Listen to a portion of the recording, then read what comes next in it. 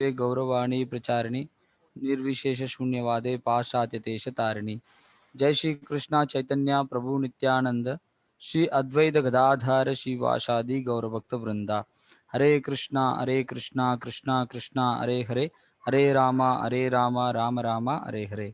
ओम अज्ञानतिमिरन्धस्य ज्ञानाञ्जनशलाकया चक्षुरुन्मिलितं येन तस्मै श्री गुरुवे नमः। हरे कृष्णा। ஸ்க்ரீன் ஷேர் பண்றேன், எல்லாரும் கேட்குறதா? ஹரே கிருஷ்ணா, வாய்ஸ் கேட்டுன்னு இருக்கா?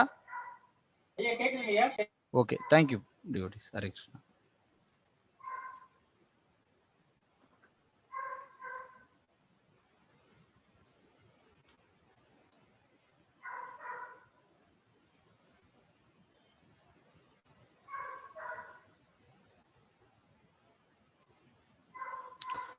ஹரே கிருஷ்ணா டிவோட்டிஸ்.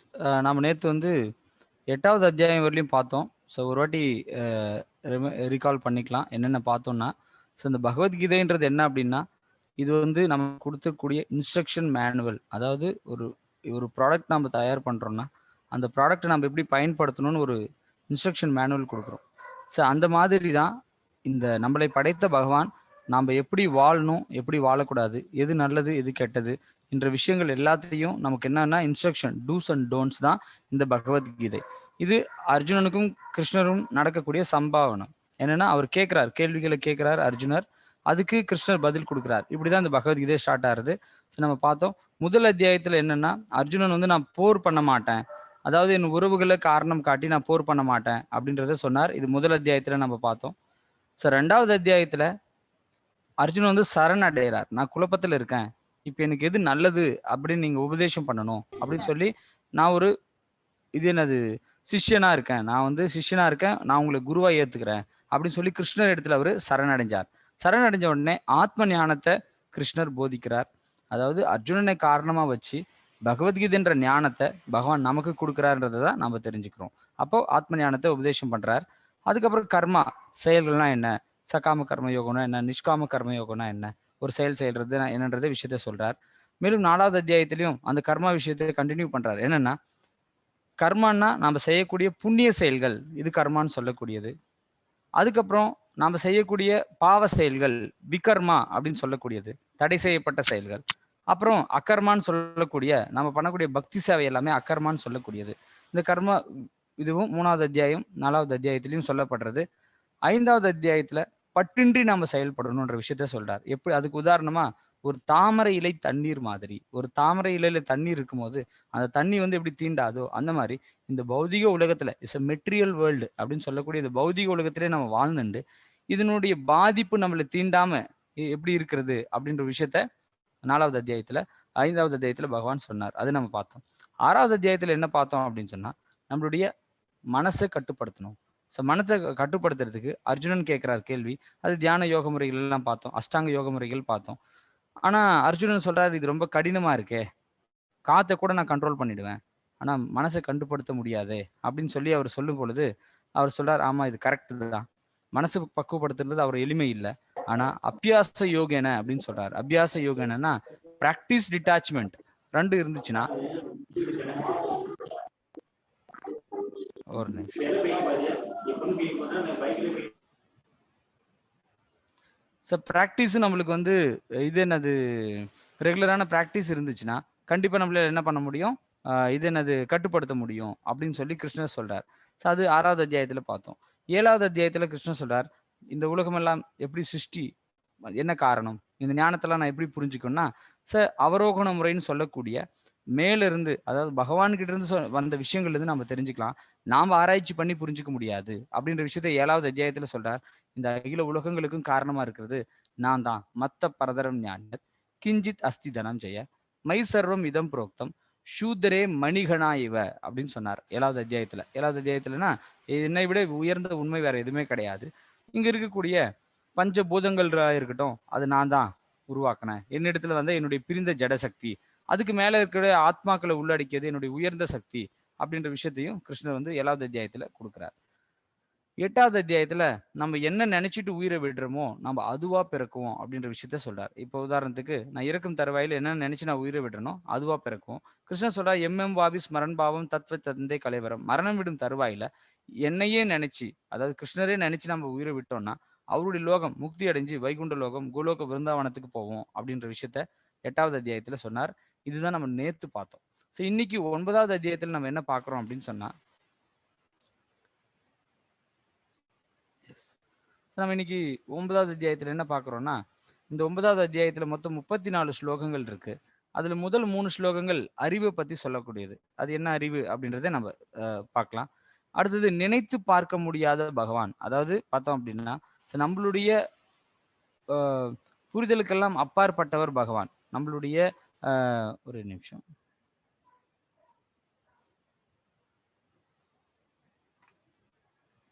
எஸ், நினைத்து பார்க்க முடியாத பகவான் அப்படின்னா நம்மளுடைய அறிவை வச்சு பகவானை புரிஞ்சிக்க முடியாது. நமக்கெல்லாம் அப்பாற்பட்டவர் பகவான் அப்படின்ற விஷயம் 9.4 9.10 வரை இருக்கக்கூடிய ஸ்லோகங்கள்லையும், யாரெல்லாம் பக்தி அலட்சியப்படுத்துறாங்கன்றது 11 25 வரை இருக்கக்கூடிய ஸ்லோகங்களையும், பக்தி தொண்ட மகிமைய 26 36 வரை இருக்கக்கூடிய ஸ்லோகங்களையும் பகவான் விளக்குறார். ஸோ இந்த 9வது அத்தியாயத்திலிருந்து நாம சில ஸ்லோகங்கள் மட்டும் பார்க்குறோம். 9.2ல இந்த பகவத்கீதைன்ற ஞானம் எப்படிப்பட்டது அப்படின்னு சொன்னா, ராஜவித்யா ராஜகுக்யம் பவித்ரம் இதம் உத்தமம் பிரதட்ச வாகமம் தர்மியம் சுகம் கர்த்தும் அவ்வியம். அப்படின்னா ராஜ வித்யா, வித்யான்னா கல்வி நம்ம சொல்றோம் இல்லையா? கல்வி வந்து வித்யான்னு நம்ம சொல்றோம். ராஜ வித்யான்னா நாமெல்லாம் எதெல்லாம் கல்வி, இது உயர்ந்த கல்வி, இது உயர்ந்த கல்வி, இது உயர்ந்த கல்வின்னு நினைச்சிருக்கோமோ அந்த கல்விக்கெல்லாம் உயர்ந்த கல்வியா தான் இந்த பகவத்கீதை இருக்கு. அதனாலதான் 9.2 என்ன சொல்றார், ராஜ வித்யா அப்படின்னு சொல்லக்கூடியது. எல்லா கல்வியின் அரசனும், எல்லா கல்வியின் அரசனும். ராஜ குக்யம், குக்யம்னா நாம நினைச்சிட்டு இருக்கோம் எல்லாம் ரகசியம் இருக்கு, இது ரகசியம் இருக்கு, அது ரகசியம் இருக்கு நம்ம நினைச்சிட்டு இருக்கோம். ஆனா அந்த ரகசியங்களுக்கெல்லாம் ரகசியமானது இந்த கீதா ஞானம் அப்படின்னு சொல்லக்கூடியது. அதனாலதான் இங்க சொல்லப்பட்டது ராஜ வித்யா ராஜகுக்யம். இது எப்படிப்பட்டதுன்னா பவித்ரம் இதம் உத்தமம். இது வந்து பகவானால கொடுக்கப்பட்டதுனால இது வந்து பவித்திரமானது, இது உத்தமமானது, மிக தூய்மையானதும், தன்னுணர்வின் அனுபவத்தை, தன்னுணர்னா பிரதட்சவாகமம் தர்மியம். பிரதட்சவாகம்னா என்ன சொல்றதுன்னா சாட்சாத் பகவானாலேயே கொடுக்கப்பட்டது. தன்னுணர்வுனா என்ன அப்படின்னு சொன்னா, நான் யார், கடவுள் யார், கடவுளுக்கும் எனக்கும் என்ன சம்பந்தம், எதுக்காக நான் இந்த பூமியில வந்திருக்கேன், நான் இங்க இறந்தப்புறம் நான் எங்க போவேன், ஏன் சில பேர் ஏழையா இருக்கார், சில பேர் பணக்காரரா இருக்கார், சில பேர் வந்து உடல் வியாதி இருக்கு, சில பேர் மனவியாதி இருக்கு, இதுக்கெல்லாம் என்ன காரணம் அப்படின்னு நம்ம தெரிஞ்சுக்கிறது தான் தன்னுணர்வு. செல்ஃப் ரியலைசேஷன், தன்னை பத்தி தெரிஞ்சுக்கிறது, நான் ஒரு ஆத்மான்றது புரிஞ்சுக்கிறது, இதுதான் தன்னுணர்வுன்னு சொல்லக்கூடியது. இந்த அனுபவத்தை யார் யாரோ சொல்லி இல்ல, சாட்சாத் பகவானாலே கொடுக்கப்பட்டது. அதனாலதான் கிருஷ்ணர் வந்து கீதையை சொன்னா கூட இதுக்கு வந்து கிருஷ்ண கீதை அப்படின்னு நம்ம சொல்லல, பகவான் அவர் தான் பகவான். அதனால பகவத்கீதை நம்ம சொல்றோம். அப்போ நேரடியா பகவானே கொடுக்கப்பட்டதுனால தன்னுணர்வின் அனுபவத்தை நேரடியாக அளிப்பதால் இதுவே தர்மத்தின் பக்குவ நிலையாகும். அதாவது நடுவில் இவங்க சொன்னாங்க, அவங்க சொன்னாங்க, அது கரெக்டா இது கரெக்டா நம்ம என்ன பண்ணிட்டு இருக்கோம், கன்ஃபியூஸ், குழப்பத்துல இருக்கும். ஆனா இது யாரு கொடுத்திருக்கா, சாட்சாத் பகவான் கிருஷ்ணராலேயே கொடுக்கப்பட்டது. தன்னுணர்வின் அனுபவத்தை நேரடியாக அளிப்பதால் இதுவே தர்மத்தின் பக்குவ நிலையாகும். சுகும் கர்த்தும் அவ்வியம் அப்படின்னா இது அழிவற்றதும் பேரின்பத்துடன் செயலாற்றப்படுவதும் ஆகும். இது வந்து பக்தின்றது ஏதோ காலையில் எழுணுமே, கோயிலுக்கு போகணுமே, பூஜை பண்ணணுமே அப்படி இல்லை. காலையில் எழுணுமே, கோயிலுக்கு போகணுமே, பூஜை பண்ணணுமே, நம்ம பகவானுடைய நாமத்தை சொல்லணுமே, அதுதான் ஆழ்வார்கள்லாம் ரொம்ப அழகா அனுபவிச்சுட்டு இருக்கா. ஸ்ரீ வல்லப வரத தயாபர பவலுண்ட கோவிந்த நாகசைனன்னு, பகவானே உன்னுடைய நித்தியம் உன்னுடைய நாமங்களையே சொல்றேன்னா என்ன மாத்து, அந்த ஆனந்தத்தை நான் அனுபவிக்கணும்னு ஆழ்வார்கள் பாடியிருக்காங்க.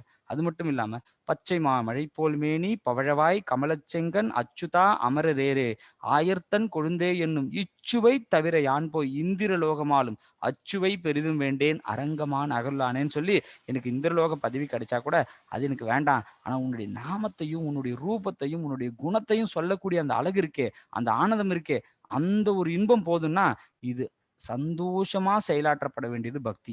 இது ஏதோ ஃபோர்ஸ் பண்ணி பண்றா, காலையில வந்து இது என்ன பக்தினாக்க நம்ம வந்து தன்னை வந்து ஃபோர்ஸ் பண்ணிக்கணும் அப்படிலாம் கிடையாது. சுகும் கர்த்தும் அவ்வியம்.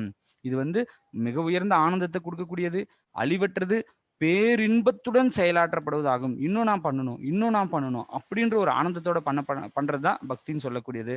அதுதான் சொல்லப்படுறது இந்த இந்த அத்தியாயத்துல நம்ம பொதுவாக தெரிஞ்சுக்கிறது என்னன்னா, இந்த கல்வி, இந்த பகவத்கீதைன்ற கல்வி ராஜ வித்யா, எல்லா அறிவுக்கும் ராஜா, கிங் ஆஃப் ஆல் நாலேஜ்னு சொல்லுவா, கிங் ஆஃப் த நாலேஜ்னு சொல்லுவா.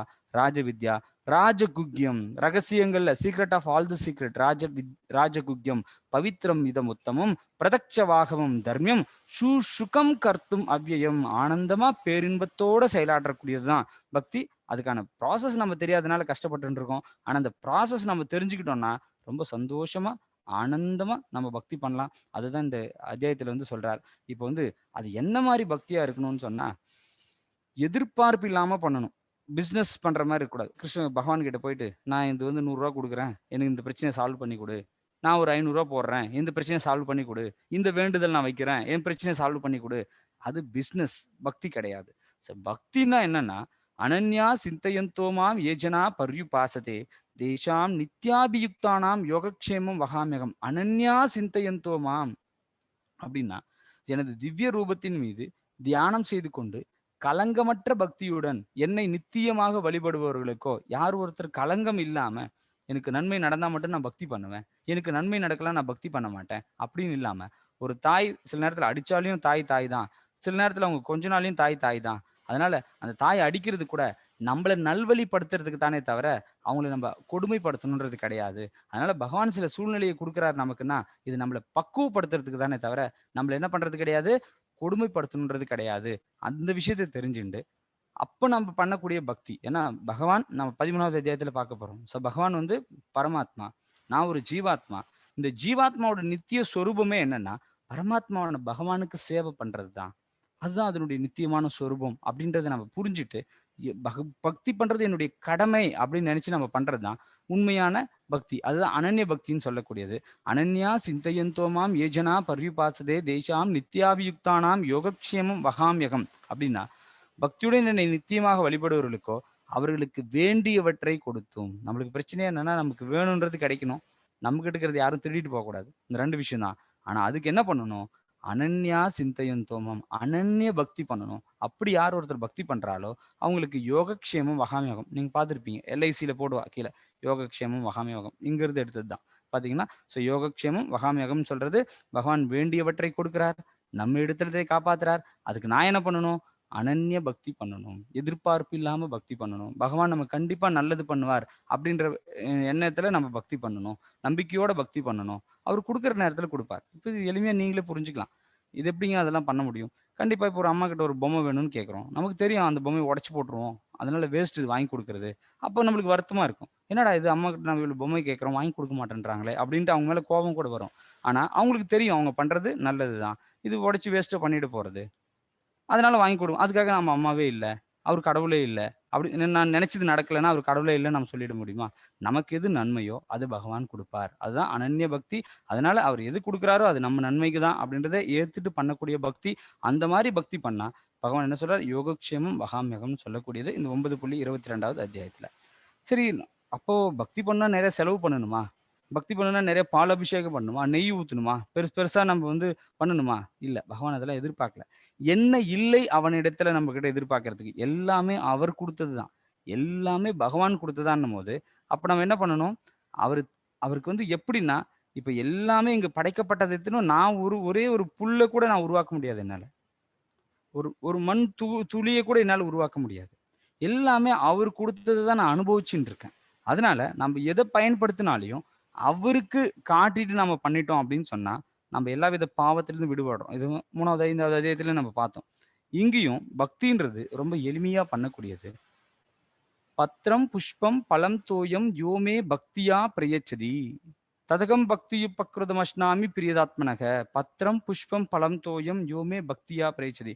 ஒரு பூவோ அன்புடனும் பக்தியுடனும் ஒருவன் எனக்கு ஒரு இலையோ ஒரு பூவோ ஒரு பழமோ நீரோ அளித்தால் அதை நான் ஏற்கிறேன். அன்போட பக்தியோட எனக்கு ஒரு பழம் கொடுத்தாலும் சரி, ஒரு பூ கொடுத்தாலும் சரி, ஒரு பத்திரம் ஒரு இலை கொடுத்தாலும் சரி, இல்லை ஒரு கிளாஸ் தண்ணி கொடுத்தாலும் சரி, நான் அன்போட ஏத்துக்கிறேன் அப்படின்னு தான் கிருஷ்ணன் சொல்றார். அது அன்போட பக்தியோட கொடுத்தா நான் அதை நான் ஏற்கிறேன்னு சொல்றார்.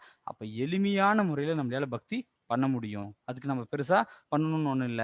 எளிமையான முறையில நம்மளுடைய பக்தி பண்ணலாம் அப்படின்றத கிருஷ்ணர் 9.26ல சொல்றார். அதே நேரத்துல யார் ஒருத்தர் என்னிடத்துல பக்தி பண்றாரோ, அவர் என்றும் அழிவதில்லைன்றத கிருஷ்ணர் தெளிவா இந்த இடத்துல சொல்றார். என்னன்னா, "சுப்ரம் பவதி தர்மாத்மா, சாஸ்வத் சாந்திம் நிகச்சதி, கௌந்தேயா பிரதிஜானாகி நாமே பக்த பிரணஷ்யதி." சுப்ரம் பவதி தர்மாத்மா. யார் ஒருத்தர் என்னிடத்துல பக்தி பண்றாளோ, அவர் எல்லாம் தவறு பண்ணி தான் அந்த பூமிக்கு நம்ம வந்திருக்கோம். எல்லாருமே தவறு பண்ணியிருக்கோம். எல்லாருமே. இங்க இருக்கிறவங்க எல்லாருமே நம்ம என்ன பண்ணிட்டு இருக்கோம், இந்த உலகத்துக்கு வந்திருக்கிறதே நம்ம பார்த்தோம். இந்த உலகம் அசாஸ்வதம் துக்காலயம்னா, இது ஒரு ஜெயில் மாரி தான். அந்த ஜெயில்ல வந்து எனக்கு அந்த ஃபெசிலிட்டீஸ் வேணும், இந்த ஃபெசிலிட்டீஸ் வேணும். அத பூர்த்தி பண்ணிக்கணும், இத பூர்த்தி பண்ணிக்கணும்னா நம்ம அறியாமைன்னு தான் அர்த்தம். நம்ம விஷயம் புரிஞ்சுக்கல. இந்த உலகத்தோட நிலைமைய புரிஞ்சுக்கல, தெரிஞ்சுக்கலன்னு தான் அர்த்தம். அப்போ இங்க இங்க என்னன்னா, அப்ப எல்லாம் தவறு பண்ணி தான் அங்க வந்திருக்கோம். அப்படி தவறு பண்ணி வந்திருந்தவங்க எல்லாம் கூட என்னுடைய பக்தி சேவையில ஈடுபட்டுட்டான் அப்படின்னா, கண்டிப்பா அவனுக்கு நான் விடுதலை குடுக்குறேன். சுப்ரம் பவதி தர்மாத்மா சாஸ்வத் சாந்திம் நிகச்சதி கௌந்தேயா பிரதிஜானாகி நாமே பக்த பிரணஷ்யதி.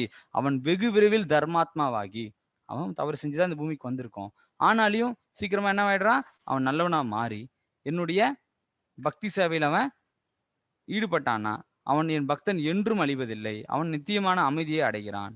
குந்தியின் மகனே, எனது பக்தன் என்றும் அழிவதில்லை என்பதை தைரியமாக அறிவிப்பாயாக. இது ஏன் கிருஷ்ணரே சொல்லிடக் கூடாதா? என்னுடைய பக்தன் என்னைக்கும் அழியறதில்லைன்னு சொல்லிட்டு. எதுக்கு இப்ப அர்ஜுனன் கிட்ட சொல்றார்? நீங்க வந்து தைரியமா அறிவி அப்படின்னு சொன்னாக்க, பகவான் சொல்ற வார்த்தைய கூட அவரு மீறிடுவார். ஏன்னா, அவரு பகவான். அவருக்கு சுதந்திரம் இருக்கு. அவரு இன்னைக்கு சொல்லலாம், நாளைக்கு செய்யாம கூட இருக்கலாம். ஏன்னா, அவரு சுதந்திரமானவர். அவரு கேள்வி கேட்கறதுக்கு யாருக்குமே அதிகாரம் கிடையாது. ஏன்னா, அவரு கடவுள். அவரு எது பண்ணாலும் நல்லதுக்கு தான் பண்ணுவார். அப்போ நான் கூட என்னுடைய வார்த்தைய மீறிடுவேன். ஆனா, என்னுடைய பக்தன் சொன்ன வார்த்தைய நான் மீற மாட்டேன். ஏன்னா, பக்தர்களுக்கு நான் பக்த வத்சலன் அப்படின்னு சொல்றார். அப்போ நான் கூட என் வார்த்தைய மீறிடுவேன். என் பக்தன் அழிவதில்லை நான் சொல்லிட்டேனா, ஆனா நீ சொல்லிடு, என் பக்தன் என்றும் அழிவதில்லைன்னு. என் பக்தர்களை நான் காப்பாத்துறேன் அப்படின்னு சொல்றார். அதுக்கு அழகான சரித்திரம் நம்ம நெறைய பார்க்கலாம். மகாபாரத யுத்தத்துல கூட அர்ஜுனன் வந்து சரணடைஞ்சார் கிருஷ்ணனிடத்துல. துரியோதனன் என்ன பண்ணார்? அவருடைய படைகள் வேணும்னு கேட்டார். நாராயண சேனை வேணும்னு கேட்டார். ஆனா அர்ஜுனன் என்ன சொன்னார்? கிருஷ்ணா நீயே எனக்கு வேணும்னு சொல்லி அவரிடத்துல சரணடைஞ்சார். கடைசியில அர்ஜுனன் வெற்றி அடைந்தார். அவர் படை வேணும்னு கேட்டவர் தோல்வி அடைஞ்சார். அதனால பகவானே நம்ம வாழ்க்கையில் கிடைச்சா போதும். அவருடைய ஐஸ்வர்யங்கள் வேணும்ன்றது இல்ல. பகவானே கிடைச்சாருன்னா அது கூட கண்டிப்பா ஐஸ்வர்யம் இருந்தே இருக்கும் அப்படின்றத நம்ம புரிஞ்சுக்கலாம். இது 9வது அத்தியாயம். மேலும் 9வது அத்தியாயத்தின் கடைசியில என்ன சொல்றாருன்னா, 9.34 ஸ்லோகத்துல மன்மனாபவ மத்பத்தோ மத்யாஜி மாம் நமஸ்குரு மாமே, இதெல்லாம் நம்ம பக்தியோட இதை பார்த்துட்டு இருக்கோம். இந்த 6வது அத்தியாயத்துல இருந்தே பக்தி பத்தி தான் சொல்ல வர்றது. பக்தி யோகா பத்தி தான் சொல்ல வர்றது. மன்மனாபவ மத்பக்தோ மத்யாஜி மாம் நமஸ்குரு மாமே வைசேஷி யுக்தைவ ஆத்மானம் மத்பராயணக. உனது மனதை எப்போதும் என்னை பற்றி சிந்திப்பதில் ஈடுபடுத்தி எனது பக்தனாகி எனக்கு வந்தனை செய்து என்னை வழிபடுவாயாக. இவ்வாறாக என்னில் முழுமையாக லயித்து நிச்சயமாக நீ என்னிடமே வருவாய் அப்படின்னு கிருஷ்ணர் தெளிவா சொல்றார். அப்ப நிச்சயமா என்னுடன் வரணும்னா எந்த நேரமும் அவரை பத்தி சிந்திக்கிறதுல நம்ம ஈடுபடுத்தணும். ஏன்னா 4.9 ஸ்லோகத்துல நேத்தே பார்த்தோம். என்ன பார்த்தோம்? ஜென்ம கர்ம சமே திவ்யம் யோகம் வேதி தத்வதகா தியாக்வா தேகம் புனர்ஜென்ம நைதிமாம் ஏதிசோ அர்ஜுனா. அதாவது யார் என்னுடைய லீலைகள், அவதார லீலைகள், யார் ஒருத்தர் திவ்யம்னு தெரிஞ்சுக்கிறானோ அவன் மறுபடியும் பிறந்து துன்பப்பட தேவையில்லை, என்னுடைய நித்திய உலகை அடைறான் அப்படின்னு சொல்றார். இங்கேயும் அதான் சொல்றார். அப்ப நம்ம எப்படி பக்தி பண்றதுன்னா, பக்தி பண்றதோட அடிப்படையே என்னன்னா பகவானுடைய நாமத்தை ஜபிக்கிறது தான். உதாரணத்துக்கு ஸ்ரீமத் பாகவதத்துல கொடுக்கப்பட்டிருக்கு. கிருத்தயாம் தியாயதோ விஷ்ணு திரேத்தேயாம் யஜ்தோ மகை துவாபரே பரிச்சரியாம் கலவத்தத் ஹரி கீர்த்தனாத். அதாவது கிருத்த யுகத்துல தியான மார்க்கத்துல பகவானை அடைஞ்சாங்க. கிருத்தயாம் தியாயதோ விஷ்ணு, விஷ்ணு அடையிறது தியானம் பண்ணி பகவானை அடைஞ்சாங்க. அடுத்த யுகமான திரேதா யுகத்துல யாக யக்னங்கள் பண்ணி பகவானை அடைஞ்சாங்க. அதுக்கு அடுத்த யுகமான துவாபர யுகத்துல அர்ச்சனை மார்க்கத்துல பகவானை அடைஞ்சாங்க. வழிபாட்டு முறைகள்ல பகவானை அடைஞ்சாங்க. பட் இந்த கலியுகத்துல நாம சங்கீர்த்தனதுனாலதான் பகவானை அடைய முடியும் அப்படின்னு ஸ்ரீமத் பாகவதத்துல கொடுக்கப்பட்டிருக்கு. அப்போ சதா பகவானுடைய நாமத்தை நம்ம ஜபிச்சோம்னா, ஹரே கிருஷ்ண கிருஷ்ண கிருஷ்ண ஹரே ஹரே ஹரே ராம ராம ராம ஹரே ஹரே அப்படின்னு நம்ம பகவானுடைய நாமத்தை நம்ம ஜபிச்சுட்டே இருந்தோம்னா, அது பகவான் இறக்கும் தருவாயில பகவானை நினைக்கிறதுக்கான ஒரு பிராக்டிஸா இருக்கும். அப்போ நம்ம பகவானை இருக்கும்போது கண்டிப்பா நினைக்கலாம். அவருடைய லோகத்துக்கு போயிடலாம் அப்படின்ற விஷயம் சொல்லப்பட்டிருக்கு. இப்ப பார்த்தீங்கன்னா, இங்க கிருஷ்ணர் அதான் சொல்றார். "என்னுடைய பக்தனாகி எனக்கு வந்தனை செய்து என்னை வழிபடுவாயாக. இவ்வாறாக என்னில் முழுமையாக லயித்து நிச்சயமாக நீ என்னிடமே வருவாய்." அப்படின்னு இங்க தெளிவா இங்க சொல்லியிருக்கார். இது 9வது அத்தியாயம் நம்ம பார்த்தோம்.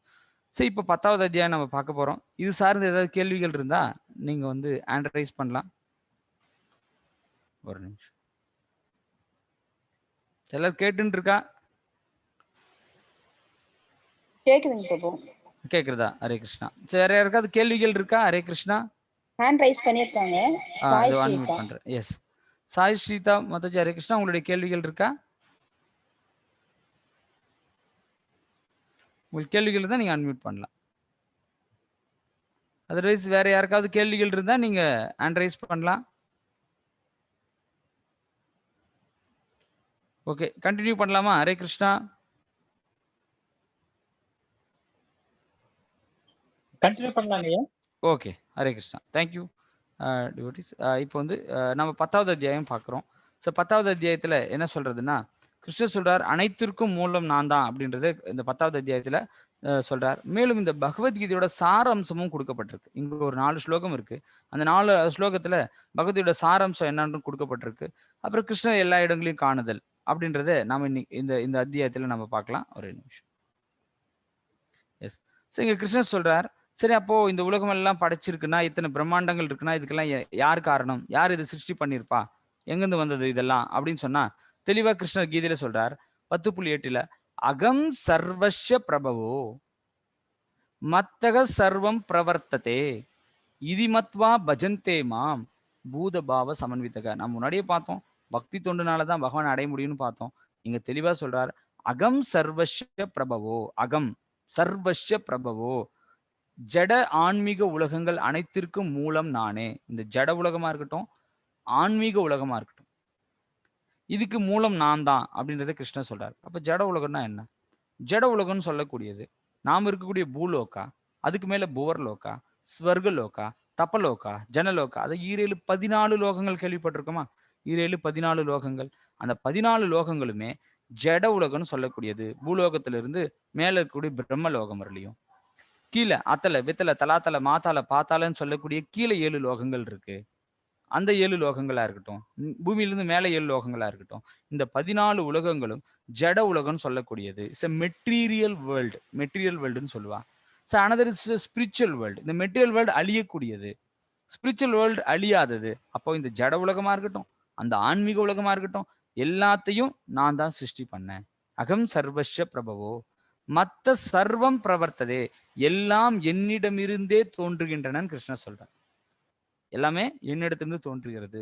இதனை நன்றாக அறிந்த அறிஞர்கள் இதிமத்வா பஜந்தே மாம். இதிமத்வா, இதை யார் ஒருத்தர் தெரிஞ்சுக்கிறாளோ, யார் தெரிஞ்சுண்டு எனது பக்தி சேவையில் ஈடுபடுறாரோ, எனது பக்தி தொண்டில் ஈடுபட்டு இதயபூர்வமாக என்னை வழிபடுகிற பூதபாவ சமன்விதக.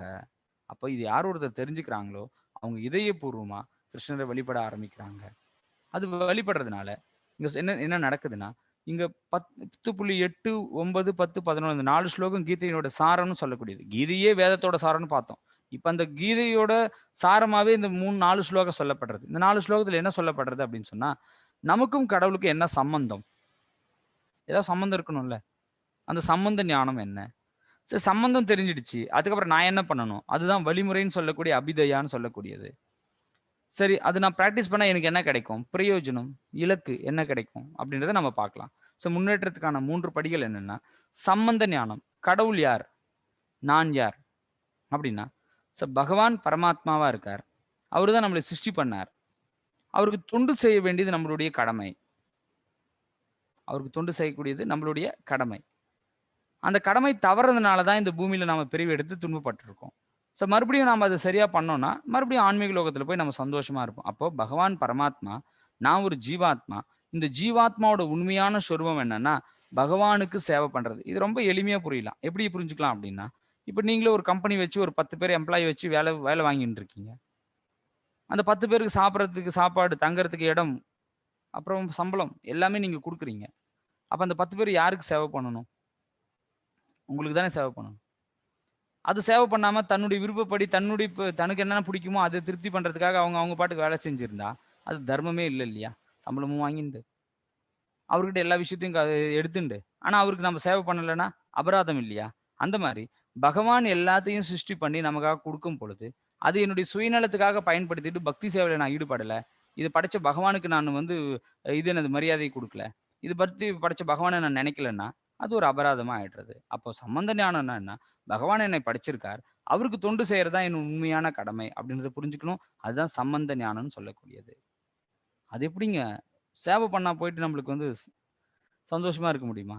ஓனரா இருந்தா தான் சந்தோஷமா இருக்க முடியும் இல்லையா? சேவை பண்ணா சந்தோஷமா இருக்க முடியுமானா உண்மையிலேயே சேவை பண்ணா சந்தோஷமா இருக்கலாம். ஒரு சின்ன உதாரணமே பார்க்குறோம். என்னன்னா இப்போ ஒரு அப்துல் கலாம் இருக்காருன்னாக்க அவர் வீட்டில் வேலை செஞ்சாக்க நான் ஆமாங்க அவர் வீட்டுக்கு கதவு திறந்து விடுறேன், அவர் காரை நான் ஓட்டுறேன் அப்படியே சொல்லுவேன். அவர் வீட்டு கதவு நான் தான் திறந்து விடுறேன், அவருக்கு தேவையான ட்ரெஸ் எல்லாம் நான் தான் எடுத்து கொடுக்குறேன், நான் தான் அவருக்கு வண்டி ஓட்டுறேன் அப்படின்னு பெருமையா சொல்லுவோம். அது ஒரு சின்ன உதாரணமா ஒரு பௌதிகமா இருக்கக்கூடிய ஒரு நல்ல சொசைட்டில நல்ல பேர் இருக்கிறவங்களுக்கு நம்ம சேவை பண்ணும் போதே நான் வெளியில பெருமையா சொல்லும் பொழுது அகிலாண்ட கோட்டி பிரம்மாண்ட நாயகனா இருக்கக்கூடிய சாட்சாத் பகவான் எல்லா சிருஷ்டிக்கும் காரணமான பகவானுக்கு நம்ம சேவை பண்ணும் பொழுது உண்மையான ஆனந்தம் நமக்கு கிடைக்கும் அப்படின்றத நம்ம புரிஞ்சுக்கலாம். அதனால பகவானுக்கு சேவை பண்றது மூலியமா அவர் திருப்தி அடைகிறார், சேவை பண்ண நாம்போ அதனால திருப்தி அடைகிறோம். ஸோ அதுதான் சம்பந்த ஞானம் சொல்லக்கூடியது.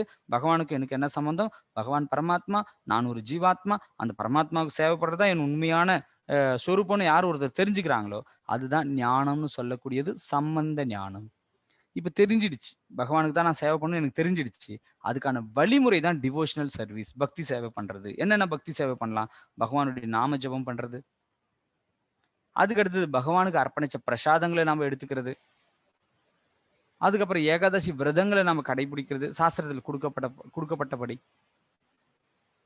அதுக்கப்புறம் துளசி வழிபாடு, அது மாதிரி வழிபாட்டு முறைகள் அது நம்ம டீட்டெயிலா கிளாஸஸ்ல பார்க்கலாம். இந்த எல்லாம் சொல்லக்கூடிய வழிமுறை நான் ப்ராக்டிஸ் பண்ணலாம். ஸோ மெயின் பேசிக் பகவானுடைய நாம ஜபம் பண்றது. ஸோ இது நான் பண்ணா எனக்கு கிடைக்கும்னா பிரயோஜனமான பகவானே கிடைச்சிடுவார், அந்த லோகத்துக்கே நான் போயிடுவேன், சந்தோஷமா இருக்கலாம். அந்த லோகத்துக்கே போய் எப்படி இருக்கலாம்? சந்தோஷமா இருக்கலாம். மறுபடியும் பிறப்புன்றது எனக்கு கிடையாது அப்படின்றத தெரிஞ்சுக்கலாம். இதுதான் முன்னேற்றத்துக்கான 3 படிகள்.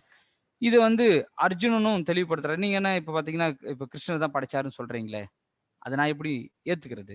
அது எப்படி நான் தெரிஞ்சுக்கிறதுனா அடுத்த இதுல அர்ஜுனனே கன்ஃபார்ம் பண்றார். என்ன பண்றாருன்னா பரம்பிரம்ம பரந்தாம பவித்ரம் பரமம் பவான் புருஷம் சாஸ்வதம் திவ்யம் ஆதிதேவம் அஜம் விபும். சரி, நம்ம பிரச்சனை என்னன்னா கடவுள் நிறைய பேர் இருக்காங்கன்னு நினைக்கிறோம். கடவுளுடைய அம்சமா நிறைய பேர் இருக்காங்க, ஆனா கடவுள் ஒருத்தர் தான். அது என்னங்க கீதை தான் அப்படி சொல்றதா? இல்ல திருக்குறள் கூட திருவள்ளுவர் அதுதான் சொல்றார். என்ன சொல்றார்? அகர முதல எழுத்தெல்லாம் ஆதி பகவன் முதற்றே உலகு. நிறைய பகவான் இருக்கிறாங்க, நிறைய பேர் நம்ம பகவான் சொல்றோம், ஆனா அதுக்கெல்லாம் ஆதி பகவான் ஒருத்தர் இருக்கார். அதுதான் இங்கேயும் சொல்லப்படுறது. ஆதி தேவம் அஜம் விபும் அர்ஜுனன் சொல்றார். இந்த விஷயத்தெல்லாம் கேட்ட உடனே பரம்பிரம்ம நீதான் பரம்பிரம்மன், பரந்தாம எல்லாத்துக்கும் பரந்தாமன் நீங்க தான் பவித்திரம் பரமம் பவான் புருஷம் நீங்க தான் புருஷம், சாஸ்வதம் நித்தியமானவர் திவ்யமானவர், ஆதி தேவன் எல்லா தேவர்களுக்கும் தேவனா இருக்கக்கூடியவர், அஜம் பிறப்பெற்றவர், விபும் மிகப்பெரியவர். அஜம் நான் பிறப்பற்றவர்னா இப்ப பகவான் பிறந்திருக்காரே, கண்ணனாவும் ராமனாவும் இதெல்லாம் பிறந்திருக்காரு, பிறப்பற்றவன் சொல்லப்பட்டிருக்கே அப்படின்னு சொன்னா அவர் நம்ம மாதிரி பிறக்கிறது இல்ல. அஜாயமானதக பகுதாபிபி ஜாயத்தே சாஸ்திரம் சொல்றது. அஜாயமானதக பகுதாபிபி ஜாயத்தே அப்படின்னா பிறப்பிலி எம்பெருமான் யுகந்தோறும் பிறக்கிறான். குழப்பமா இருக்கே. அதாவது நாம கர்மா உந்தி பிறக்கிறோம், பகவான் கர்மா உந்தி பிறக்கிறதுல இச்சா ரூபத்தால பிறக்கிறார். அதாவது என்னன்னா இப்போ நான் சென்னை போகணும்னா நான் விருப்பப்பட்டு சென்னை இங்கிருந்து நான் கிளம்பி போறேன், சென்னைக்கு போயிட்டு மறுபடியும் நான் அங்க வந்துடுறேன். என்ன அப்போ அதாவது பகவான் அந்த லோகத்திலிருந்து மேலிருந்து கீழே இறங்கி வரார். அவதாரம்னா என்னது? மேலிருந்து கீழே இறங்கி வரதான் அவதாரம்னு சொல்லக்கூடியது. அவருடைய நித்தியமான வாசஸ்தலத்துல இருக்கார், இங்க அவதாரம் பண்ணி பரித்ராணாய சாதுனா வினாச்சாய சதுஸ்கிருதாம் தர்ம சம்ஸ்தாபனார்த்தாய சம்பவாமி யுகே யுகே யுகந்தோறும் அவதரிக்கிறார். இங்க லீலைகளை முடிச்சுட்டு மறுபடியும் கிளம்பி அந்த இடத்துக்கு போயிடுறார். அப்ப பிறப்பற்றவர் பகவான்றதை புரிஞ்சுக்கணும். நாம பிறப்புக்கு உட்பட்டவங்க, ஒரு தாயோட கர்ப்பத்துல போய் பிறக்க வேண்டியதா இருக்கு. அவருக்கு அப்படி கிடையாது. நம்ம தாயின் தந்தையை நம்மளால சூஸ் பண்ண முடியாது, பகவான் சூஸ் பண்றார். நீ எனக்கு தாய் தந்தையா வரணும்னு அவங்க கேட்டுக்கினபடி பகவான் அவங்கள சூஸ் பண்றார். அதனால தனக்கு ஒரு காரணம் இல்லாதவர் பகவான்றதை புரிஞ்சுக்கணும். அதனாலதான் அஜம் விபுன்னு சொல்லக்கூடியது. அர்ஜுனன் இதை சொல்றார். ஆமா, நீங்க பரந்தாமன் பவித்திரம் பரமம் பவான் புருஷம் சாஸ்வதம் திவ்யம் ஆதி தெய்வம் அஜம் விபும் அப்படின்னு இங்க சொல்றார். இது 10வது அத்தியாயத்துல பார்த்தோம். 11வது அத்தியாயத்துல என்ன சொல்றாருன்னா, இதெல்லாம் சரி இத பத்தி தெளிவுபடுத்தணும் போது 10வது அத்தியாயத்துல மேலும் சொல்றார். அதாவது நீர்த்தேக்கங்கள்ல நான் கங்கை, இது என்னது சமுத்திரம், ஓடும் நதிகள்ல நான் கங்கை, குடிக்கிற தண்ணியில நான் நீரோட சுவையா இருக்கிறேன் அப்படின்னு தன்னை ஒவ்வொரு இடத்துலயும் அவர் சொல்லிட்டு இருக்கார். சரி இதெல்லாம் நான் பார்க்கணும். சில பேருக்கு சொன்னா நம்பிக்கை வராது. பார்த்தா தான் நம்புவாங்கன்றதுனால கிருஷ்ணர் இப்ப என்ன சொன்னார், ஆடியோ கொடுத்தாங்க. இப்போ 11வது அத்தியாயத்துல வீடியோ பிரசன்டேஷன் காட்டுறார். வீடியோ பிரசன்டேஷனா தன்னை விஸ்வரூபம் எடுத்து காட்டுறார் பகவான். விஸ்வரூபத்துக்குள்ள எல்லா தேவர்களும் தன் இடத்துல காட்டுறார். அதுதான் 11வது அத்தியாயம். இந்த 11வது அத்தியாயம் பார்க்கறதுக்கு முன்னாடி ஒரு சின்ன வீடியோ மட்டும் உங்களுக்கு நான் பிளே பண்றேன். அதாவது இந்த 11வது அத்தியாயத்தை அப்துல் கலாம் அவர் சொல்றார், நான் இன்னைக்கு இந்த நிலைமையில இருக்கிறேன் அப்படின்னு சொன்னா எனக்கு அன்னைக்கு கிடைச்ச பகவத்கீதையோட உபதேசம் தான் காரணம் அப்படின்னு அவரே சொல்றார். அந்த வீடியோவை நம்ம பார்த்துட்டு வில் கண்டினியூ. ஜஸ்ட் நான் உங்களுக்கு ஷேர் பண்றேன், ஒரே நிமிஷம்.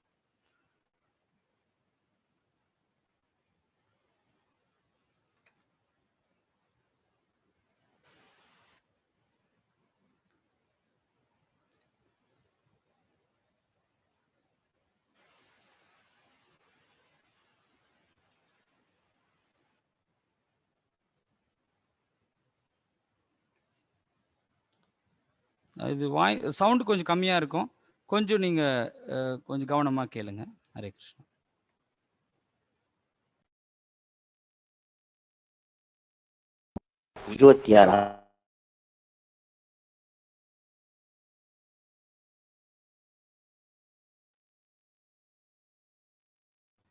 ஹரே கிருஷ்ணா டிவோடிஸ் நம்ம பார்த்தோம். அதாவது நிறைய பேர் இப்போ நம்ம சொல்றோம் சயின்ஸு இதெல்லாம் கடவுளெல்லாம் ஒன்றும் கிடையாது அப்படின்னு சொல்றோம். இவரே பெரிய சயின்டிஸ்ட் தான்.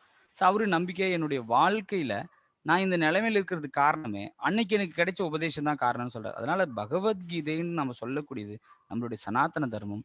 அது எந்த மொழி சார்ந்ததோ, இனம் சார்ந்ததோ, மதம் சார்ந்ததோ, நிறம் சார்ந்ததோ கிடையாது. ஹியூமனா மனிதனாய் பிறந்த அனைவரும் இதை தெரிஞ்சுட்டு வாழ்க்கையில பயன்படுத்தினா மட்டும்தான் இந்த பிறவின்ற சக்கரத்துல இருந்து நம்ம விடுபட முடியும். இல்லைங்க அந்த கிருஷ்ணா தான் எல்லாம் சொல்லிட்டு இருக்கிறது, எல்லாம் இந்த பகவத்கீதை தான் சொல்றது. இப்ப பாத்தீங்கன்னா சிவபெருமான் எல்லாம் இருக்காங்களேன்னா ஆதிசங்கரரும் தெளிவா சொல்லியிருக்கார். ஆதிசங்கரரும் தெளிவா சொல்லியிருக்கார். என்ன சொல்லியிருக்கார்? புனரபி ஜனனம் புனரபி மரணம் பஜகோவிந்தம் பஜகோவிந்தம் கோவிந்தம் பஜ மூடமதே. ஆதிசங்கரர் சாட்சாத் சிவபெருமானுடைய அம்ச அவதாரமாகவே வந்தவர் ஆதிசங்கராச்சாரியர். அவர் என்ன சொல்லியிருக்கார்? பஜகோவிந்தம் பஜகோவிந்தம் கோவிந்தம் பஜ மூடமதே. புனரபி மரணம் புனரபி ஜனனம் புனரபி சடரே சைனம், திரும்ப திரும்ப பிறப்பு இறப்புலேருந்து வெளியே வரணும் அப்படின்னா பஜ கோவிந்தம், பகவானுடைய நாமஸ்மரணை பண்ணணும் அப்படின்னு அவரும் சொல்லியிருக்கார். அதாவது பொதுவாகவே நம்ம பகவானுடைய நாமத்தை ஜபிச்சு நம்ம இருக்கும் தருவாயில பகவானை நினைச்சோம் அப்படின்னா கண்டிப்பா அவருடைய லோகத்துக்கு நம்ம போயிடுவோம். ஸோ இப்போ பார்த்தோன்னா 11வது அத்தியாயம் கூட இப்போ சொல்றாரு. இந்த 11வது அத்தியாயம் கேட்கும் போது தான் அப்துல் கலாம் சொல்றாரு, நான் என்னுடைய வாழ்க்கையோட அஸ்திவாரமே அதுதான் இருந்தது. பகவான் விஸ்வரூபத்தை காட்டுறாரு. இப்போ இதுக்கு முன்னாடி நம்ம பார்த்தோம் என்ன அப்படின்னு சொன்னாக்க கிருஷ்ணர் சொல்றார், அதாவது எல்லாத்துலயும் நான் இருக்கிறேன். அதாவது பொதுவா நம்ம ஒரு நீர்வீழ்ச்சி பார்க்குறோம், ஒரு காடு ஃபாரஸ்ட் பார்க்குறோம், ஒரு எல்லா இடத்தையும் பார்த்தோம்னா அதை நம்ம அனுபவிக்கிறோம். இது எவ்வளவு அழகா இருக்கு, இது எவ்வளவு அழகா இருக்குன்னு அனுபவிக்கிறோம். இதே இவ்வளவு அழகா இருக்குன்னா இதை படைச்ச பகவான் எவ்வளவு அழகா இருப்பார்.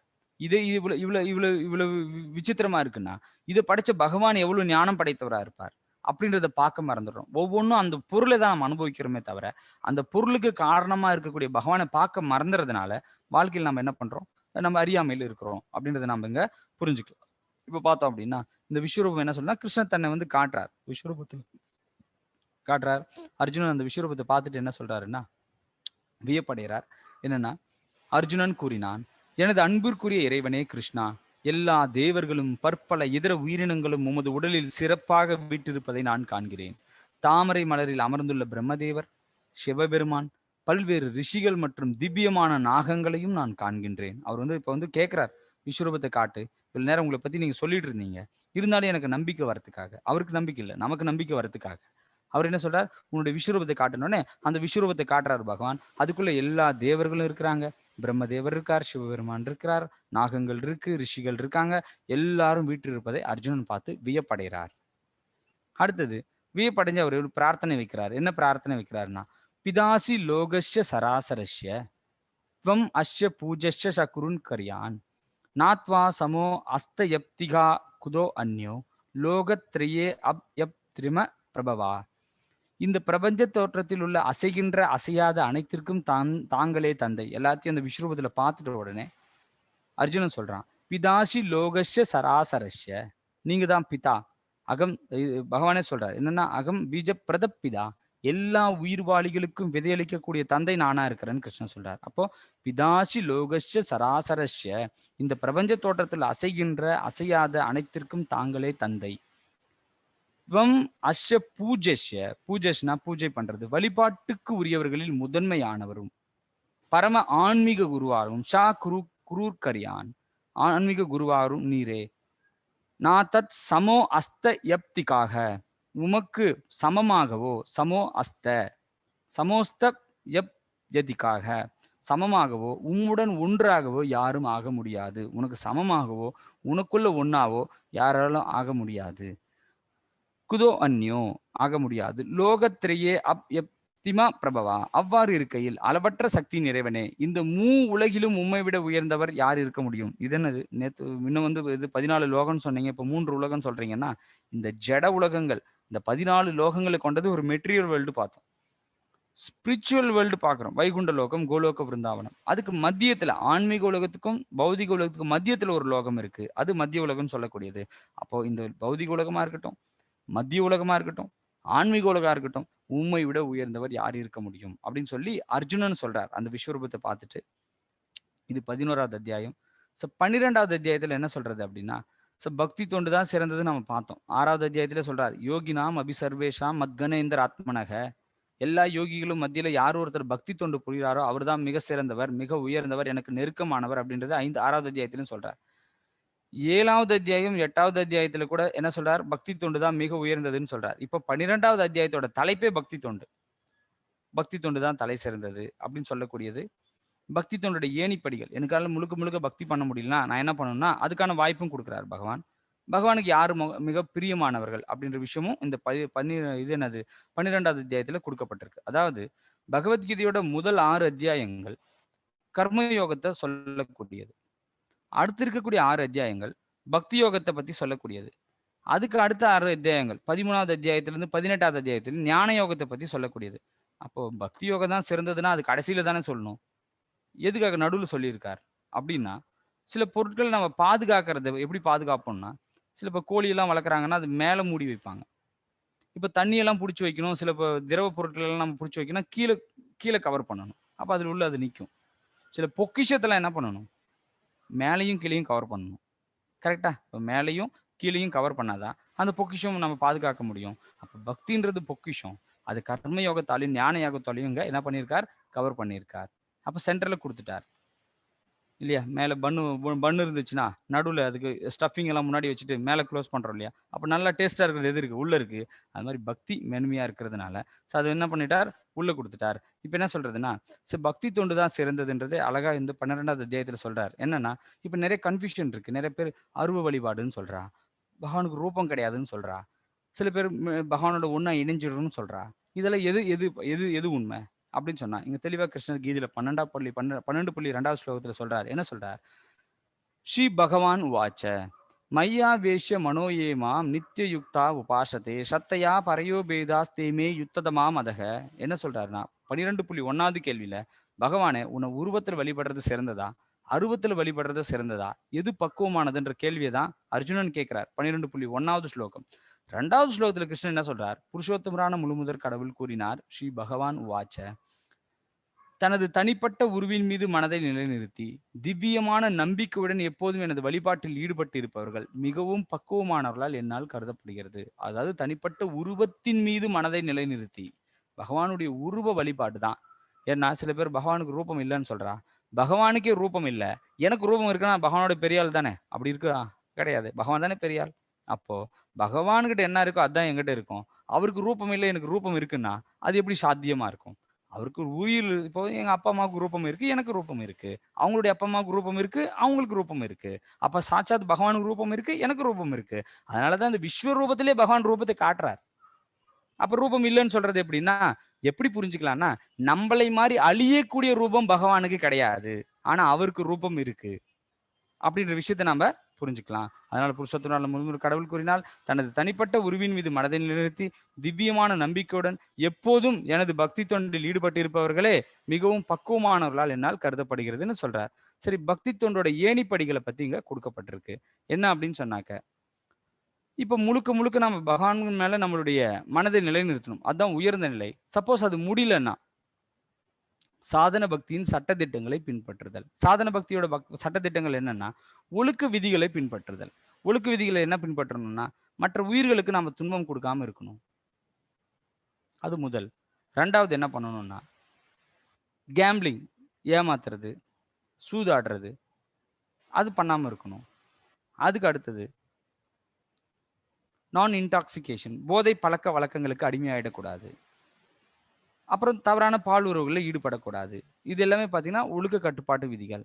இதை பின்பற்றணும்.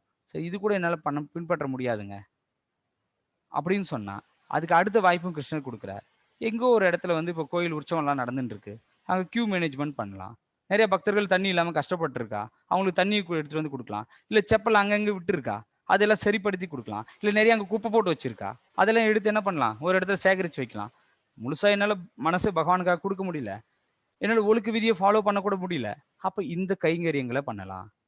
இது கூட என்னால் பண்ண முடியாதுங்க அப்படின்னு சொன்னா, சரி முதல்ல நீ ஒரு ஆத்மான்னு நினைச்சுக்கோ, பலனை எதிர்பார்த்து எதுவும் செய்யாத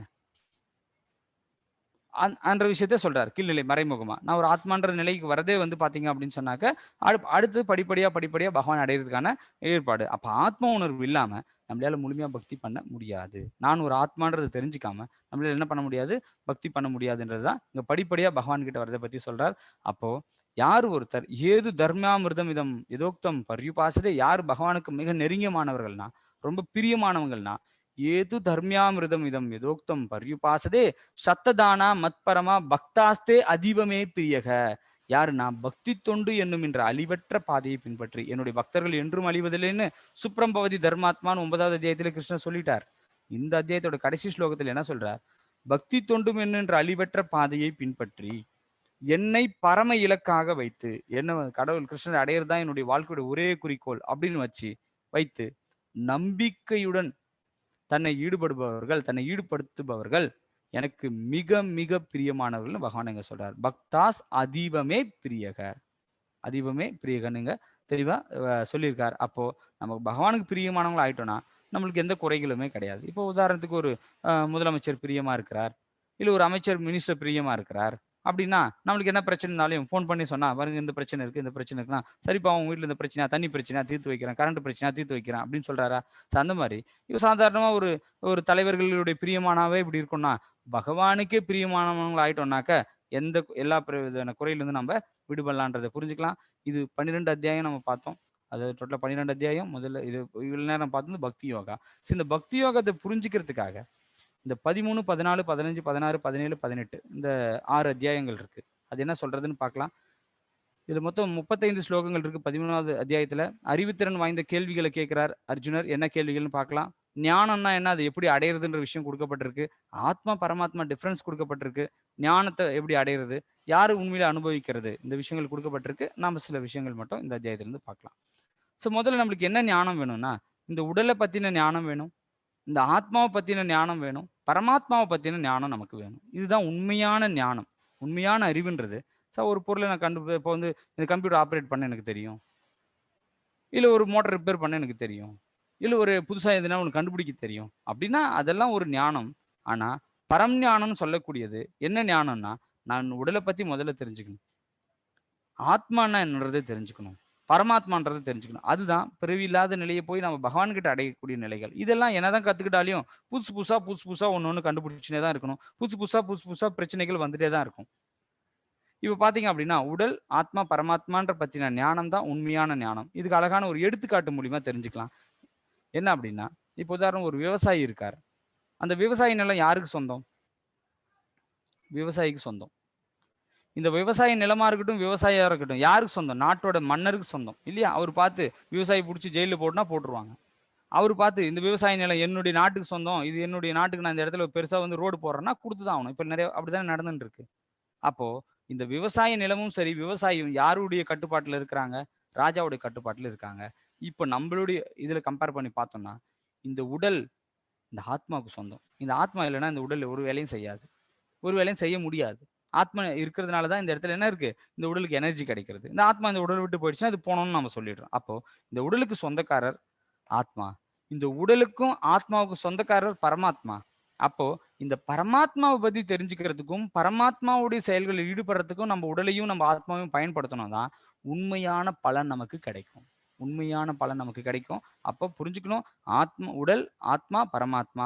இந்த உடலும் ஆத்மாவுக்கும் யாருக்கு சொந்தம், பரமாத்மாவுக்கு சொந்தம். அப்ப அவர் சொன்ன விதிமுறைப்படி கீதையில என்னென்ன விதிமுறைகள் கொடுத்துருக்காரோ, சாஸ்திரங்கள் என்ன விதிமுறைகள் கொடுத்துருக்காங்களோ அந்த மாதிரி நாம வாழ்ந்தாதான் இது சரியான விளைச்சலை கொடுக்கும், சரியான பலனை கிடைக்கும். பிறவி பலன் சொல்றோமா, இந்த பிறவி அடைஞ்ச பலன், நமக்கு இந்த மனித பிறவி கிடைச்சோட பலன் அது சரியான வழியில பயன்படுத்தணும்னா நம்மளுக்கு ஆத்ம ஞானம் வேணும், பரமாத்மாவை பத்தின ஞானம் வேணும். சரி, ஆத்மானா என்ன, பரமாத்மானா என்ன?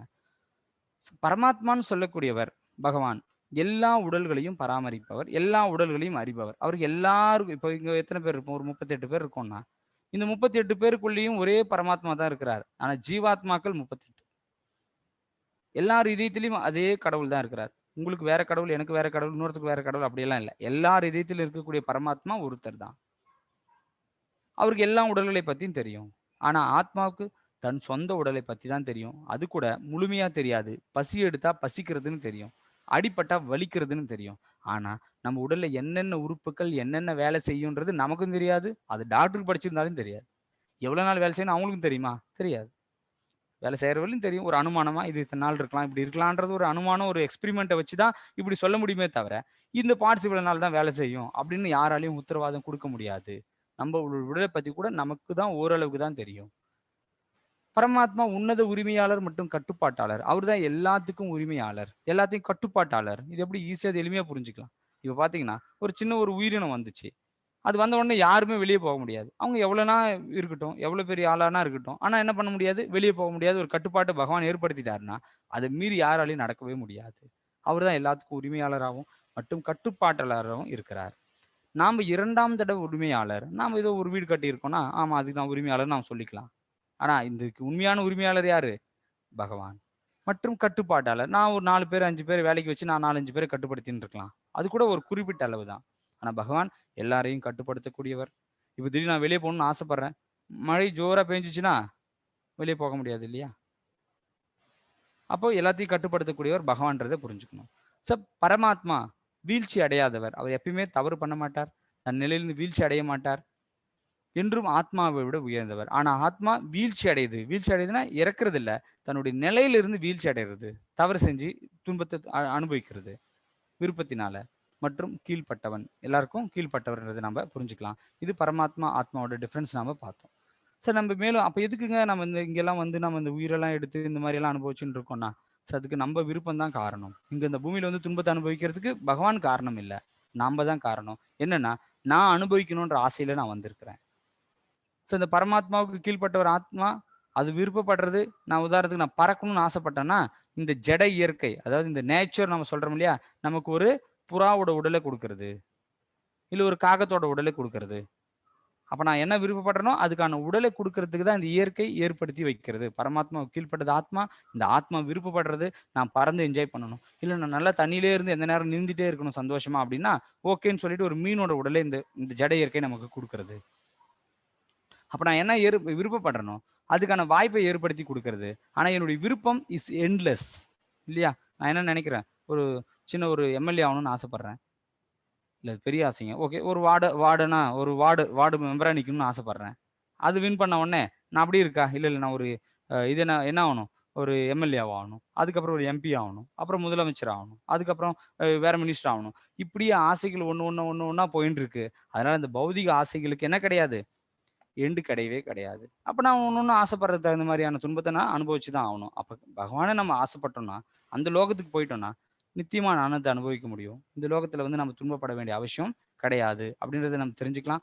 இது 13வது அத்தியாயம் பார்த்தோம். சரி, அப்ப என்னை எது கட்டுப்படுத்தின்னு இருக்கு, நான் எதனால இந்த பூமியில கட்டுப்பட்டு இருக்கேன்னா 3 குணங்களை பத்தி இங்க சொல்றார் கிருஷ்ணர். அதுதான் 14வது அத்தியாயத்துல சொல்லக்கூடிய முக்குணங்கள்னு சொல்லக்கூடியது. முக்குணங்கள் என்னன்னா சத்வகுணம், ரஜோகுணம், தமோகுணம். சத்வகுணம்னா என்ன, இந்த குணங்களை பற்றி முதல் இருக்கக்கூடிய 14வது அத்தியாயத்தோட 9 ஸ்லோகங்கள்லையும் இந்த குணத்தோட ஆதிக்கம் நமக்குள்ள என்ன குணம் இருக்கு, எங்கிட்ட சத்துவ குணம் இருக்கா, ரஜோ குணம் இருக்கா, தமோ குணம் இருக்கான்றத 10லேருந்து 13வது ஸ்லோகத்திலையும் இந்த குணங்களுக்குள்ளே செயல்பட்டு மடிதல், இந்த குணத்துக்குள்ளேயே நான் வந்து திரும்ப திரும்ப திரும்ப திரும்ப சுழன்றுட்டு இருக்கிறது, அந்த விஷயத்தை 14லேருந்து 18வது ஸ்லோகத்துலையும் இந்த குணத்தை நான் எப்படி தாண்டி போறது அப்படின்றத 19 27வது ஸ்லோகங்களையும் பகவத்கீதையில விளக்கப்பட்டிருக்கு. முக்குணங்கள்லாம் என்னன்னா எளிமையா எப்படி புரிஞ்சுக்கலாம்னா, அதாவது ஒரு சின்ன ஒரு கதை மூலியமா புரிஞ்சுக்கலாம். இப்போ எல்லாருக்குள்ளேயும் முக்குணங்கள்ல தான் கட்டுப்பாட்டில் இருக்கும். ஒருத்தருக்குள்ளேயும் ஒரு குணம் இருக்கு, சத்துவகுணம், ரஜோகுணம், தமோ குணம்.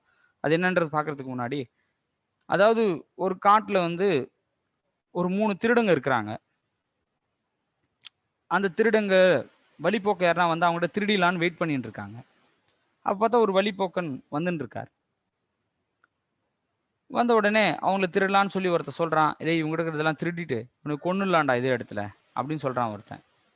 இன்னொருத்தன் சொல்றான், டேய் டேய் கொன்னுட்டு ஏன்டா அவனுக்கு நம்ம அந்த கரையெல்லாம் ரத்தம்லாம் நம்ம மேல ஆயிட்டு நாம் ஏன் அதெல்லாம் பண்ணணும், திருடிட்டு அவனை இங்கே கட்டி போட்டு போயிடலாம், அவனா செத்து போயிட்டோம் அப்படின்னு சொல்லி இன்னொருத்தன் சொல்றான். சரின்னு சொல்லி எல்லாம் சேர்ந்து திருடுறாங்க. திருடி என்ன பண்றான், அவர்கிட்ட பணத்தெல்லாம் எடுத்துடுறாங்க. 3 பேரும் போய் தன்னை 3 பங்கு போட்டு பிரிச்சுக்கிட்டாங்க, கட்டி போட்டுட்டு போயிட்டாங்க. அப்புறம் அந்த 3ஆவதா ஒருத்தன் திருடன் ஓடி வந்து கொஞ்ச நேரம் கழிச்சு வந்து அவன் கட்டெல்லாம் அவுத்துட்டு நீ வீட்டுக்கு போடான்னு சொன்னான். வீட்டுக்கு போன உடனே சரின்னு சொல்லி அவனை விடுதலை பண்ணி விட்டுட்டான். இப்போ இந்த கொன்னுலான்னு சொன்னானா அவன் தமோ குணத்துல இருக்கான். அறியாமை குணம் தமோ குணம். என்ன நடக்கும், இதனால பாவம் வருமா புண்ணியம் வருமா அதை பத்தி இல்லை, என்னுடைய சுயநலம் ஒண்ணுதான் காரணம். அவன் தமோ குணத்துல இருக்கான். அவன் இன்னொருத்தனும் தவறு தான் பண்றான், இருந்தாலையும் எதுக்கு நாம வந்து சிரமப்படணும் அப்படின்ற ஒரு நல்ல கட்டி போட்டு போயிடலாம் அப்படின்னு சொல்றான். அவன் ரஜோ குணத்துல இருக்கான். அவனுடைய கட்டை அவுத்துட்டு போனான் இல்லையா, அவன் சத்துவ குணத்துல இருக்கிறான். அவன் செய்யற திருடன் தான், ஆனாலும் சத்துவ குணத்துல இருக்கிறான் அப்படின்றது குணத்தை இப்ப புரிஞ்சா புரிஞ்சுக்கும். சத்துவகுணம்னு சொல்லக்கூடியது ஒரு ஆனந்தமான வாழ்க்கை, எல்லாத்திலையும் ஒரு திருப்தியான நிலை இருக்கு நமக்குன்னா, எதையிலும் திருப்தி விட்டு நான் இருக்கிறேன்னா அது சத்துவகுணம்னு சொல்லக்கூடியது. அடுத்தது பாத்தீங்கன்னா, எதுக்கு எடுத்தாலையும் கோபப்படுறேன், எதுக்கு எடுத்தாலையும் எரிஞ்செரிஞ்சு விழுறேன் அப்படின்னா நான் ரஜோ குணத்துல இருக்கிறேன் அப்படின்றது அர்த்தம். அப்போ நம்ம கோவப்படுறோம், நம்ம இது பண்ணணும், இது என்னது கத்திட்டே இருக்கிறேன்னா என்னுடைய வாழ்நாளும் போகிறது, என்னுடைய ஹெல்த்தும் போகிறது, எல்லா பிரச்சனையும் எனக்கு வரப்போகுதுன்றது எனக்கு தெரியாது. ஆனால் நான் என்ன பண்ணுறேன், கத்தின்னு இருக்கேன். இது ரஜோகுணம், நிதானமான சிந்தனை கிடையாது. அடுத்து தமோ குணம், தவறான கெட்ட பழக்க வழக்கங்கள், தீய பழக்க வழக்கங்கள், சோம்பல்ல இருக்கிறது, எந்த நேரம் சோம்பேறித்தனமாக இருக்கிறேன் அப்படின்னா நான் தமோ குணத்தில் இருக்கேன் அப்படின்றது அர்த்தம். அப்போ இந்த 3 குணங்களையும் தாண்டணும். ஏன்னா சத்துவகுணத்தையும் தாண்டணுமா, கண்டிப்பாக சத்துவகுணத்தையும் தாண்டணும். சுத்த சத்துவ நிலைக்கு வரணுன்றதான் கிருஷ்ணர் சொல்றார். அது என்னன்றது நம்ம பார்க்கலாம். இப்போ சப்போஸ் அவங்க வந்து சத்துவ குணத்தில் இருக்கிறாங்கன்னா உயர் கிரகங்களுக்கு போறாங்க, புண்ணிய செயல்களில் ஈடுபடுவாங்க. நம்ம முன்னாடியே பார்த்தோம். புண்ணிய செயல்கள் என்ன பண்ணுவாங்க, போவாங்க. புண்ணிய செயல்கள் செஞ்சாங்கன்னா உயர் லோகத்துக்கு போவாங்க. உயர் லோகம்னு சொல்லக்கூடியது சொர்க்க லோகத்துக்கு போறாங்க. விளைவு என்ன அப்படின்னா அவங்க உண்மையான ஞானம் கிடைக்கும், தூய்மையை மெயின்டைன் பண்ணுவாங்க. ரஜோ குணத்தில் இருக்கிறவங்க இந்த பூலோகத்திலே பிறவி எடுப்பாங்க, துன்பத்தை அனுபவிப்பாங்க, கோபத்தினாலையும் பேராசைனாலையும் துன்பத்தை அனுபவிப்பாங்க. தமோ குணத்தில் இருக்கிறவங்க தாழ்ந்த இனத்தில் பிறவி எடுப்பாங்க. உதாரணத்துக்கு பார்த்தோம் அப்படின்னா, அறியாமை குணத்துல எந்த நேரம் பார்த்தாலும் தூங்கிட்டே இருக்கிறேன்னா கிருஷ்ணன் அடுத்து பார்த்து ஒரு தூங்குறதா இவங்களுக்கு பிடிக்கும் போல இருக்கு அப்படின்னு ஒரு கரடியோட உடலை கொடுத்துருவார். அப்ப கரடி மாதிரி நம்ம எப்பவுமே தூங்கிட்டு இருக்க வேண்டியதுதான். இது தமோ குணத்தில் இருக்கக்கூடியது. இது பைத்தியக்காரத்தனத்தால் முட்டாள் எண்ணத்துல நாம இருக்கிறது. இது வந்து தமோ குணத்தோட வெளிப்பாடு. அப்ப நம்ம என்ன குணத்துல இருக்கோமோ அதுக்கான பிறவிதான் நம்மளுக்கு அடுத்தது கிடைக்கிறதுன்றதை நம்ம தெரிஞ்சுக்கலாம். அப்ப எப்படி நம்மளுடைய குணங்கள் எல்லாம் தாண்டணும், இந்த குணங்கள் எல்லாம் தாண்டி நம்ம எப்படி வரணும்னா அழகா கிருஷ்ணர் சொல்றார், இந்த 3 குணங்களை தாண்டணும்னா ஒவ்வொரு செயலையும் நம்ம பக்தி சேவையா பண்ணணும். 16.26வது ஸ்லோகத்துல அதான் சொல்றார், மாம்சாயோ அபிசாரேன பக்தி யோகேன சேவதா ஷாகுணான் சமதிதான் பிரம்ம பூயாய கல்பத்தே. எந்த சூழ்நிலையிலும் தவறாமல் எனது பூர்ண பக்தி தொண்டில் ஈடுபடுபவன் ஜட இயற்கையிலான 3 குணங்களையும் உடனடியாக கடந்து பிரம்மன் நிலைக்கு வந்தடைகிறான். அப்போ நாம் என்ன பண்ண முடியும், பக்தி யோகேன சேவதா, பக்தி சேவையில் ஈடுபட்டா மட்டும்தான். அந்த பக்தி சேவைன்றது பகவானுடைய நாம ஜபத்தை அடிப்படையாக கொண்டது. அதில் நாம் ஈடுபட்டா மட்டும்தான் நம்மளால என்ன பண்ண முடியும்னா இந்த குணங்களை தாண்டி வர முடியும். அப்பதான் நம்மளுக்கு பிறவி இல்லாத நிலை இருக்கும். சத்துவ குணத்தில் இருந்தால் கூட சொர்க்க லோகத்துக்கு போவோம், நம்ம அங்கே இன்பத்தை அனுபவிப்போம், மறுபடியும் இந்த லோகத்துக்கு வருவோம். ரஜோ குணத்துல இருந்தா இந்த பூமியிலே பிறவி எடுக்கிறோம். தமோ குணத்துல இருந்தா தாழ்ந்த லோகம் நரகலோகம் போறோம், அங்க இருந்து திருப்பி மறுபடியும் நம்ம இந்த லோகத்துக்கு வரோம். அப்போ இதுக்குள்ளேயே நம்ம என்ன பண்ணுவோம், செயல்பட்டு மடிவோம் அப்படின்றத நம்ம தெரிஞ்சுக்கலாம். இது 14வது அத்தியாயம். இந்த 3 குணங்கள் பார்த்தோம். இதுவரை ஏதாவது கேள்விகள் இருக்கா யாருக்காவது? ரொம்ப தூக்கம் வர மாதிரி இருக்கா? Any questions? கேள்வி இருந்தா நீங்க கொஸ்டின்ஸ் இருந்ததுன்னா யாராவது ஆன்சர் பண்ணுங்க. ஹேண்ட் ரைஸ் பண்ணுங்க.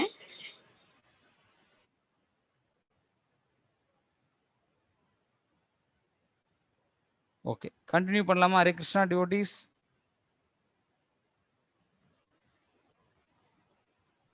பிரபு ஓகே, தேங்க் கண்டினியூ பண்ணிக்கோங்க. அத ஒருத்தங்க ஹேண்ட் ரைஸ் பண்ணிருக்காங்க பிரபு, கோகிலவாணி எஸ் வாசுதேவன்.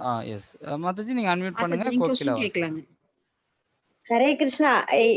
இல்ல குருஜி, நீங்க கண்டினியூ பண்ணுங்கன்னு சொல்றதுக்காக ஆமாங்களா? சரி, ஃபைன் ஃபைன். ரொம்ப போர் அடிக்குதா? தூக்கம் வருதா எல்லாருக்கும்? இல்ல ரொம்ப இன்ட்ரெஸ்டிங்கா போகுது. சரி சரி. ஹரே கிருஷ்ணா. நன்றி. Hare thank you devotees. ஹரே கிருஷ்ணா. இப்போ நம்ம வந்து 14 அத்தியாயம் பார்த்தோம். 3 குணங்களை தாண்டி வரணும் அப்படின்றத சொன்னார். இப்போ ஒரு வாட்டி நான் மறுபடியும் ரீகால் பண்ணுறேன். ஏன்னா கண்டினியூஸாக எல்லா அத்தியாயத்தையும் கிரகிச்சிக்கிற அளவுக்கு நம்ம அர்ஜுனன் மாதிரி இல்லை, அதே ஒரு கிருஷ்ணன் மாதிரியும் சொல்ல முடியாது. பட் இருந்தாலையும் ரீகால் பண்ணலாம். ஏன்னா இது வந்து பகவான் பற்றியான நாலேஜ். நம்ம இதுவரையும் என்ன பார்த்தோம்? 9வது அத்தியாயத்தில் இது வந்து ராஜ வித்யா ராஜகுக்கியன்னு சொல்லக்கூடிய மிக மிக உயர்ந்த அறிவுன்றது தான் 9வது அத்தியாயத்தில் சொல்றார். என் பக்தன் என்றும் அழிவதில்லைன்றது 9வது அத்தியாயத்தில் சொல்றார். 10வது அத்தியாயத்துல இந்த உலகங்கள் எல்லாம் அகில உலகங்களும் அகில லோகங்களும் படைப்புக்கு நான் தான் காரணம்ன்றத சொல்றார். அதுதான் 11வது அத்தியாயத்துல காட்டுறார், விஸ்வரூபத்துல காட்டுறார் 11வது அத்தியாயத்துல. அப்போ எப்படி ஓகே எல்லாத்துக்கும் காரணமான பகவானை அடையணுன்றதுதான் 12வது அத்தியாயத்துல பக்தி தொண்டு பண்ணி நம்மளை அடையலாம். அது கூட படிப்படியா அடையலாம். ஒரே அடியா நம்ம பக்தியோட மேல்நிலைக்கு வர முடியாது. ஒரு படியா எடுத்து வச்சு வரலாம். ஒரு படியா நம்ம ஸ்ட்ராங் ஆகி பக்தியில சந்தோஷத்தை உணர்ந்து அடுத்து படிக்குவான்னு கிருஷ்ணர் அடுத்த வாய்ப்புகளை கொடுக்குறாரு. அதான் 12வது அத்தியாயம் பார்த்தோம். 13வது அத்தியாயத்துல பார்த்தோம் பரமாத்மானா என்ன, ஆத்மானன்றது என்ற விஷயத்தை நம்ம பார்த்தோம். இந்த உடல்னா என்ற விஷயத்தை நம்ம பார்த்தோம். 14வது அத்தியாயத்துல நம்ம ஏன் இந்த உலகத்துக்குள்ள கட்டுப்பட்டு இருக்கிறோம்னா என்னுடைய குணங்கள் தான் இதுக்கு காரணம். அப்ப இந்த குணங்களை தாண்டி வரணுன்றதுனாலதான் சுத்த சத்துவ நிலைக்கு வரணும். சத்துவகுணம், ரஜகுணம், தமோ குணத்தை தாண்டி சுத்த சத்துவ நிலைக்கு வரணும். அந்த சுத்த சத்துவ நிலைக்கு வரதுக்கு என்ன பண்ணணும்னா நான் வந்து பக்தி சேவையில ஈடுபடணும். பகவானுடைய நாம ஜபத்தை அடிப்படையாக கொண்ட பக்தி சேவையில ஈடுபட்டு பகவானுடைய நாமத்தை ஒரு நாளைக்கு 108 முறையாவது ஹரே கிருஷ்ண கிருஷ்ண கிருஷ்ண ஹரே ஹரே, ஹரே ராம ராம ராம ஹரே ஹரேன்னு பகவானுடைய நாமத்தை நான் சொன்னேன்னா படிப்படியா பக்தி தொண்டுல என்னால ஈடுபட முடியும். உயர்ந்த ஞானத்தை என்னால எடுத்துக்க முடியும். ஏன்னா ஞானம் நான் தேடி வரதில்லை. ஞானன்றது என்னுடைய முயற்சி தான். நான் தேடணும், அது என்னுடைய முயற்சி தான். ஆனா அது பகவானுடைய அனுகிரகத்துல கிருப்பையில வருது. அதனால அவருடைய நாம ஜபம் பண்றது மூலியமா அந்த கிருப்பை கிடைக்கும். இந்த செஷனோட கடைசியில சொல்றேன், நாம ஜபத்தோட மேன்மைகள் என்னன்ற விஷயத்த நான் கடைசியில சொல்றேன். இப்போ பாத்தீங்க அப்படின்னா 15வது அத்தியாயம் என்ன அப்படின்னு சொன்னா 15வது அத்தியாயம் வந்து புருஷோத்தம யோகம்னு சொல்லக்கூடிய அத்தியாயத்தோட தலைப்பு புருஷோத்தம யோகம். 14வது அத்தியாயம் பார்த்தோம் முக்குணங்கள், அதான் 14வது அத்தியாயம். 13வது இயற்கை அனுபவிப்போனும் உணர்வும் அப்படின்றது 13வது அத்தியாயம். இப்போ 15வது அத்தியாயம் என்ன சொல்றதுன்னா வீடா விடுதியா மீன்ஸ் நாம இப்ப டெம்பரவரியா இந்த லோகத்துக்கு வந்திருக்கிறோம். நம்மளுடைய உண்மையான வீடு ஆன்மீக லோகமான கோலோக விருந்தாவனம் வைகுண்ட லோகம் தான் நம்மளுடைய உண்மையான வீடு. இங்க டெம்பரவரியா ஒரு கெஸ்டா நம்ம இங்க வந்திருக்கிறோம். அந்த விஷயத்த என்னன்றதை பார்க்கலாம். ஆன்மீக உலகம் எப்படிப்பட்டது? சரி, இந்த உலக பிரச்சனை நீங்க சொல்லிட்டு இருக்கீங்களே, இந்த உலகத்திலே வாழ்றதே பிரச்சனைன்னு சொல்றீங்களே, அப்ப ஆன்மீக உலகம் பிரச்சனை இல்லையானா அதை பத்தியான விளக்கங்கள் 6ல 11வது ஸ்லோகம் வரையும் கொடுத்திருக்காரு. சரி, நம்மள எல்லாம் யாரு பராமரிக்கிறார் உண்மையிலேயே அப்படின்ற விஷயம் 12ல 15 வரை இருக்கக்கூடிய ஸ்லோகங்கள்லையும் இந்த சாரமா கீதையோட சாரமா 16ல 20 வரை ஸ்லோகங்கள் கொடுத்திருக்காரு. இப்போ நம்ம ஒரு 2 டாபிக் மட்டும் பார்க்கலாம். வீடா விடுதியா அப்படின்னா சார் நம்ம இந்த உலகத்துக்கு டெம்பரரியா வந்திருக்கோம்.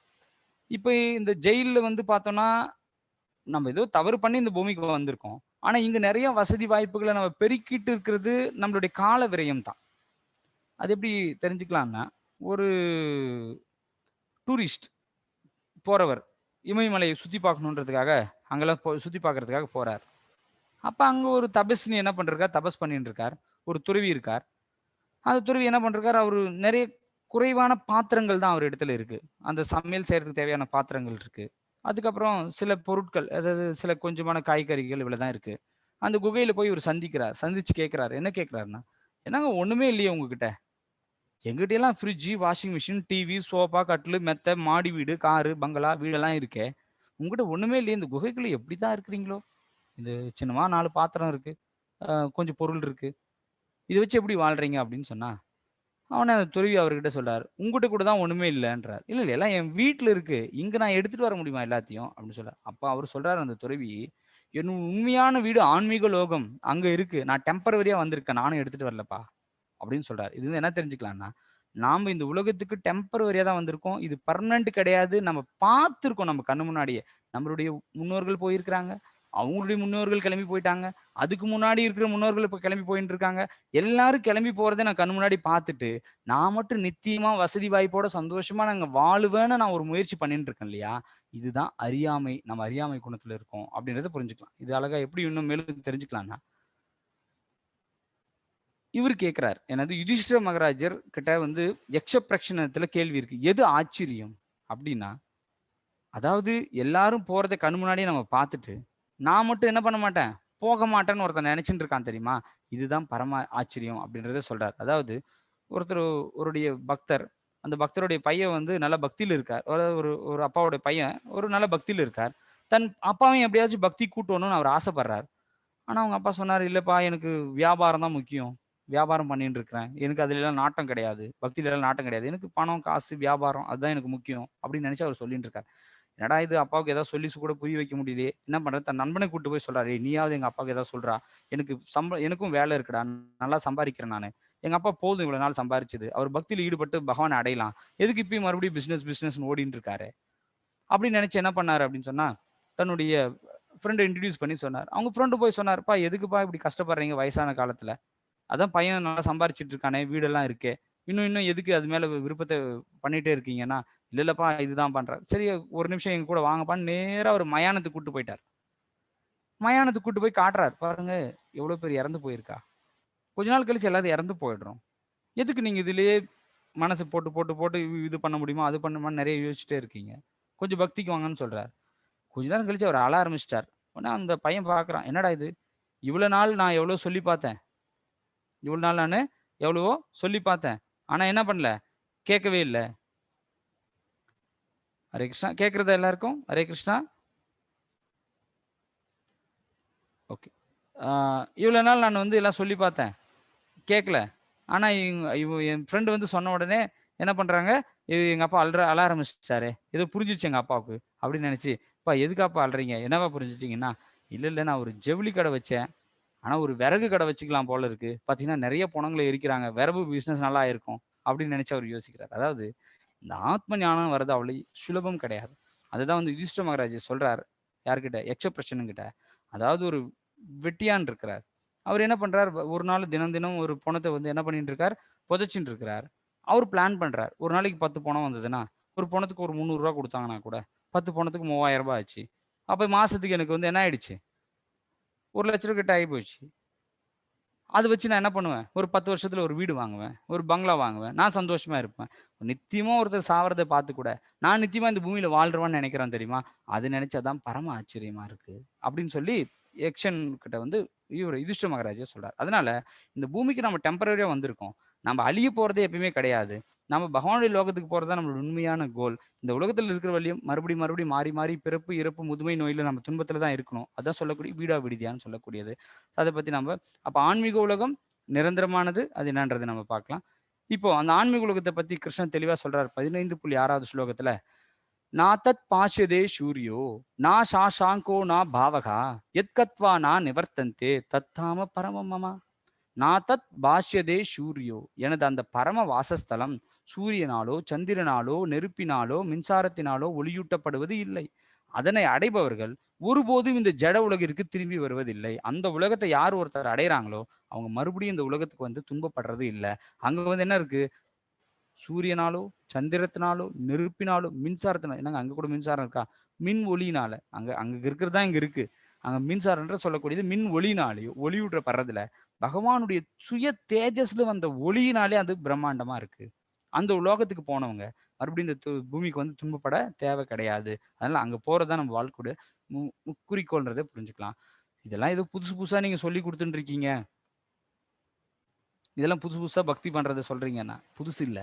நம்ம ஆல்ரெடி மறந்து போயிட்டோம். நம்ம யாருன்றத நம்ம மறந்து போயிட்டோம். இத மறுபடியும் ஞாபகப்படுத்துறது தான் பகவத்கீதை. நம்ம முன்னாடியே பகவானுக்கும் நமக்கும் இருக்க இந்த தொடர்ப, மமைவாம்சோ ஜீவலோகேன்னு சொல்லக்கூடிய பகவானுக்கும் எனக்கும் உள்ள தொடர்ப நான் என்ன பண்ணிட்டேன், மறந்து போயிட்டேன். அதத்தான் மறுபடியும் இங்க கிருஷ்ணன் ஞாபகப்படுத்துறார். கீதையின் மூலியமா ஞாபகப்படுத்துறார். உதாரணத்துக்கு எப்படி எடுத்துக்கலாம்னா, ஒரு ராஜா வந்து என்ன பண்றாரு, தன் பையனை கூப்பிட்டுட்டு காட்டுக்கு போறாரு வேட்டையாடுறதுக்காக.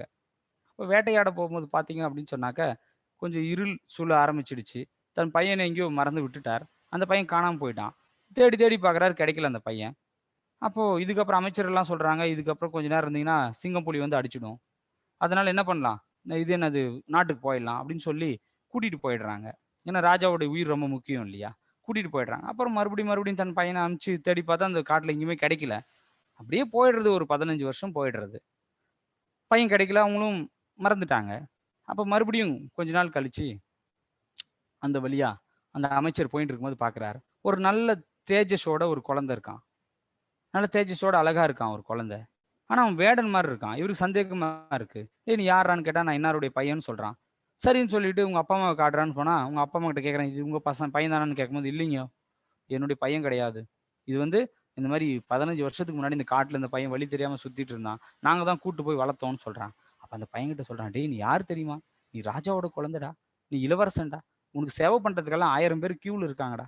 ஆனா நீ போய் இந்த என்ன பண்ணிட்டு இருக்க? இது இந்த மாரி துன்பத்தை அனுபவிச்சுட்டு இருக்கியேடா. ஒரு உணவுக்காக இவ்வளவு கஷ்டப்பட்டுட்டு இருக்கியாடா?" அவன் சொன்னான், "நான் ராஜாவோட பையனா? நான் இன்பத்தை அனுபவிக்க வேண்டியவனா? நான் சந்தோஷமா இருக்க வேண்டியவனா?" அப்படின்னு நினைச்சு ஆனந்த சந்தோஷப்படுறான். அவனை கூட்டு போனோனே அவங்க அப்பாவுக்கும் ஆனந்தமா இருக்கு. அடடா! இந்த மாரி பையன நான் இவ்வளவு நாள் பிரிஞ்சு பையன் எனக்கு கிடைச்சிட்டானேன்னு அவருக்கும் சந்தோஷமா இருக்கு. இந்த பையனும் நான் வந்து எங்க அப்பா, நான் ஒரு நாட்டோட ராஜா நானு. நான் சந்தோஷமா இருக்கிறேன் அப்படின்னு சொல்லிட்டு அவன் போறான்னா, அது யாருடைய கதை இல்ல. நம்மளுடைய கதை தான். நம்ம பகவான விட்டு பிரிஞ்சு வந்து இங்க துன்பத்தை அனுபவிச்சுட்டு இருக்கோம். நம்ம மறுபடியும் பகவான் கிட்ட நம்ம போனோம்னா, நம்ம உண்மையிலேயே இன்பத்தையும், ஆனந்தத்தை அனுபவிக்க வேண்டியவர்கள். நான் வந்து சுயமா இங்க இன்பத்தை அனுபவிக்கிறேன். நான் இங்க வந்து நான் துன்பப்பட்டுட்டு இருக்கேன் அப்படின்றத புரிஞ்சுக்கலாம். அந்த இழந்து போன உறவே மறுபடியும் ஏற்படுத்தி குடுக்குறது தான் பகவத்கீதையே தவிர, புதுசா ஏதோ விஷயத்த சொல்றது கிடையாது. நம்ம மறந்து போயிட்டோம் நம்மள பத்தி. இப்ப மறுபடியும் நம்மளுடைய எப்படி அனுமன் அவருடைய சுய வலிமையை எப்படி மறந்து போன அப்புறம் சுக்கிரீவன் அவருடைய விஷயங்களை சொல்லி ஞாபகப்படுத்தி அவருடைய வலிமையை எடுத்து சொல்றாரோ, அந்த மாதிரி நாம் எல்லாம் பகவானுடைய அம்சங்களா, பகவானுடைய அங்க துணுக்குகளா நாம இருக்கிறோம். பகவானுடைய குழந்தைகளா நாம இருக்கிறோம். அதை மறந்துட்டு இந்த பௌதிக உலகத்துல நம்ம துன்பத்தை அனுபவிக்கிறோம். அதை மறுபடியும் ஞாபகப்படுத்தி நம்மளை மறுபடியும் பகவான் கிட்ட அழைச்சிட்டு போறதுதான் இந்த பகவத்கீதை. அதனால இந்த பகவத்கீதை என்ற ஞானத்தை நம்ம புரிஞ்சுக்கிட்டா மட்டும்தான் நம்ம எல்லா துன்பத்திலிருந்து விடுபட முடியும். கிருஷ்ணன் தெளிவா சொல்றார், சர்வஸ்ய சாகம் ஹிருதி சந்நிவிஷ்டோ மத்த ஸ்மிருதிர் ஞானம் அபோகணம் ச வேதைச சர்வைர் அகம் ஏவ வேத்யோ வேதாந்த கிருத் வேதவித் ஏவ சாகம் சர்வஸ்ய சாகம் ஹிருதி சந்நிவிஷ்டோ. நான் எல்லோருடைய இதயத்திலும் வீற்றுள்ளேன். பகவான் சொல்றார், நான் எல்லாருடைய இதயத்திலும் நான் தான் இருக்கிறேன் பரமாத்மாவா. மத்தக ஸ்மிருதிர் ஞானம் அபோகணம் ச, என்னிடமிருந்தே ஞாபக சக்தியும் அறிவும் மறதியும் உண்டாகின்றது. மத்தக ஸ்மிருதிர் ஞானம் அபோகணம் ச வேதைச சர்வைர் அகம் ஏவ வேத்யோ வேதைச சர்வைர் அகம் ஏவ வேத்யோ வேதாந்த கிருத் வேதவித் ஏவசாகம். உண்மையில் வேதத்தை தொகுத்தவனும் வேதத்தால் அறியப்பட வேண்டியவனும் நானே அப்படின்னு கிருஷ்ணர் தெளிவா சொல்றார். அப்போ மறதி கூட அவர் தானே கொடுக்குறாருன்னா, மறதி என்ன மறதி அவர் நம்ம கொடுக்குறாருன்னா, யாரும் நெருங்கிய நண்பர்களா இருக்கலாம், நெருங்கிய உறவினரா இருக்கலாம், நம்மளை விட்டு இறந்து போயிருப்பாங்க. அதையே நான் நினைச்சிட்டு ரொம்ப நாள் இருந்தேன்னா சந்தோஷமா என்னால இருக்க முடியுமா? அதனால மறதியை கொடுத்து நமக்கு சந்தோஷத்தை கொடுக்குறாரு பகவான். அதையே திருப்பி பார்த்தீங்கன்னா, ஒரு ஜோக் சொல்றோம். அந்த ஜோக்கை நான் 2 வாட்டி 3 வாட்டி சொன்னா என்ன சொல்லுவோம்? என்னடா இது பிரபு ஏதோ சொல்லிட்டே இருக்காரு. திருப்பி திருப்பி அதே சொல்லிட்டு இருக்காரு. எதோ ஆயிடுச்சா பிரபுக்கு? அப்படின்னு நம்ம சொல்லுவோம். அந்த ஜோக்கை 2 வாட்டி 3 வாட்டிக்கு மேல கேட்டோம்னா நம்மளுக்கு சிரிப்பு வராது. கோவம் தான் வரும். அதே மாரி துன்பத்த 100 வாட்டி நினைச்சு நம்ம வருத்தப்படுறோம். இல்லையா? அன்னைக்கு நீ என்ன அது பண்ணிட்டல்ல? அன்னைக்கு என்ன திட்டிட்டல்ல? அன்னைக்கு நீ இத பண்ணிட்டல்ல? உனக்கு நானு இது என்னது நீ துன்பப்படுவ பாரு. அப்படின்ற அந்த பொறாமை குணம் நம்ம இடத்துல இருக்கு. அப்ப நம்ம அன்னைக்கு யாருக்குனாலும் பட்ட துன்பத்தை நான் மறுபடியும் நினைச்சு பார்த்து நான் என்னத்த பண்றேன்? துன்பத்தை சொல்லிட்டே இருக்கேன்.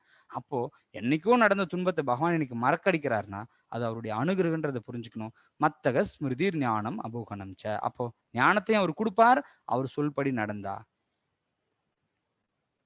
ஸ்மிருதி எந்த நேரத்துல எது ஞாபகம் வரணுமோ அதையும் நம்மளுக்கு எடுத்து கொடுப்பார், அவர் சொல்படி நடந்தா. அதனால பாத்தீங்கன்னா, அது சர்வஸ்ய சாகம் ஹிருதி சந்நிவிஷ்டோ மத்த ஸ்மிருதி ஞானம் அபோகணம் ச வேதேச சர்வை ரகம் ஏவ வேத்யோ வேதாந்த கிருத் வேதவித் ஏவ சாகம். என்ன சொல்றாருன்னா, இந்த வேதத்து மூலியா தான் பகவானை தெரிஞ்சுக்க முடியும். அந்த பகவானே நான் தான். என்னை பத்தி தெரிஞ்சுக்கிட்டாவே நீ வேதத்தை பத்தி தெரிஞ்சுக்கிட்ட மாதிரிதான் அப்படின்றதுதான் எங்க கிருஷ்ணன் சொல்றார். உண்மையில் வேதாந்தத்தை தொகுத்தவனும் வேதத்தால் அறியப்பட வேண்டியவனும் நான் தான். வேதமெல்லாம் படிச்சுட்டா அது என்ன தெரியும்னா, கடவுளுக்கு சேவை பண்ணணும், அன்பு தொண்டு பண்ணணும். அதுதான் வேதத்தோட இறுதி நோக்கம். வேற எதுவும் கிடையாது. அது இதை சொல்லி இதை சொல்லி கடைசியில என்ன சொல்லும்? நீ பகவானுக்கு சேவை பண்ணு. அதுதான் சொல்லும். அதுதான் உண்மையான வேதம்னு சொல்லக்கூடியது. சரி, அப்போ என்ன குணம் என்னிடத்துல இருக்கு? இந்த விஷயத்தெல்லாம் அப்ப எது என்னை தடுக்கிறது? பகவான் கிட்ட போகாம என்ன எது தடுக்கிறதுனா, என்னுடைய குணங்கள் தான். என்னுடைய குணங்கள்லாம் என்னன்னா, இந்த தெய்வீக குணம், அசுர குணம்னு 2 குணங்கள் இருக்கு.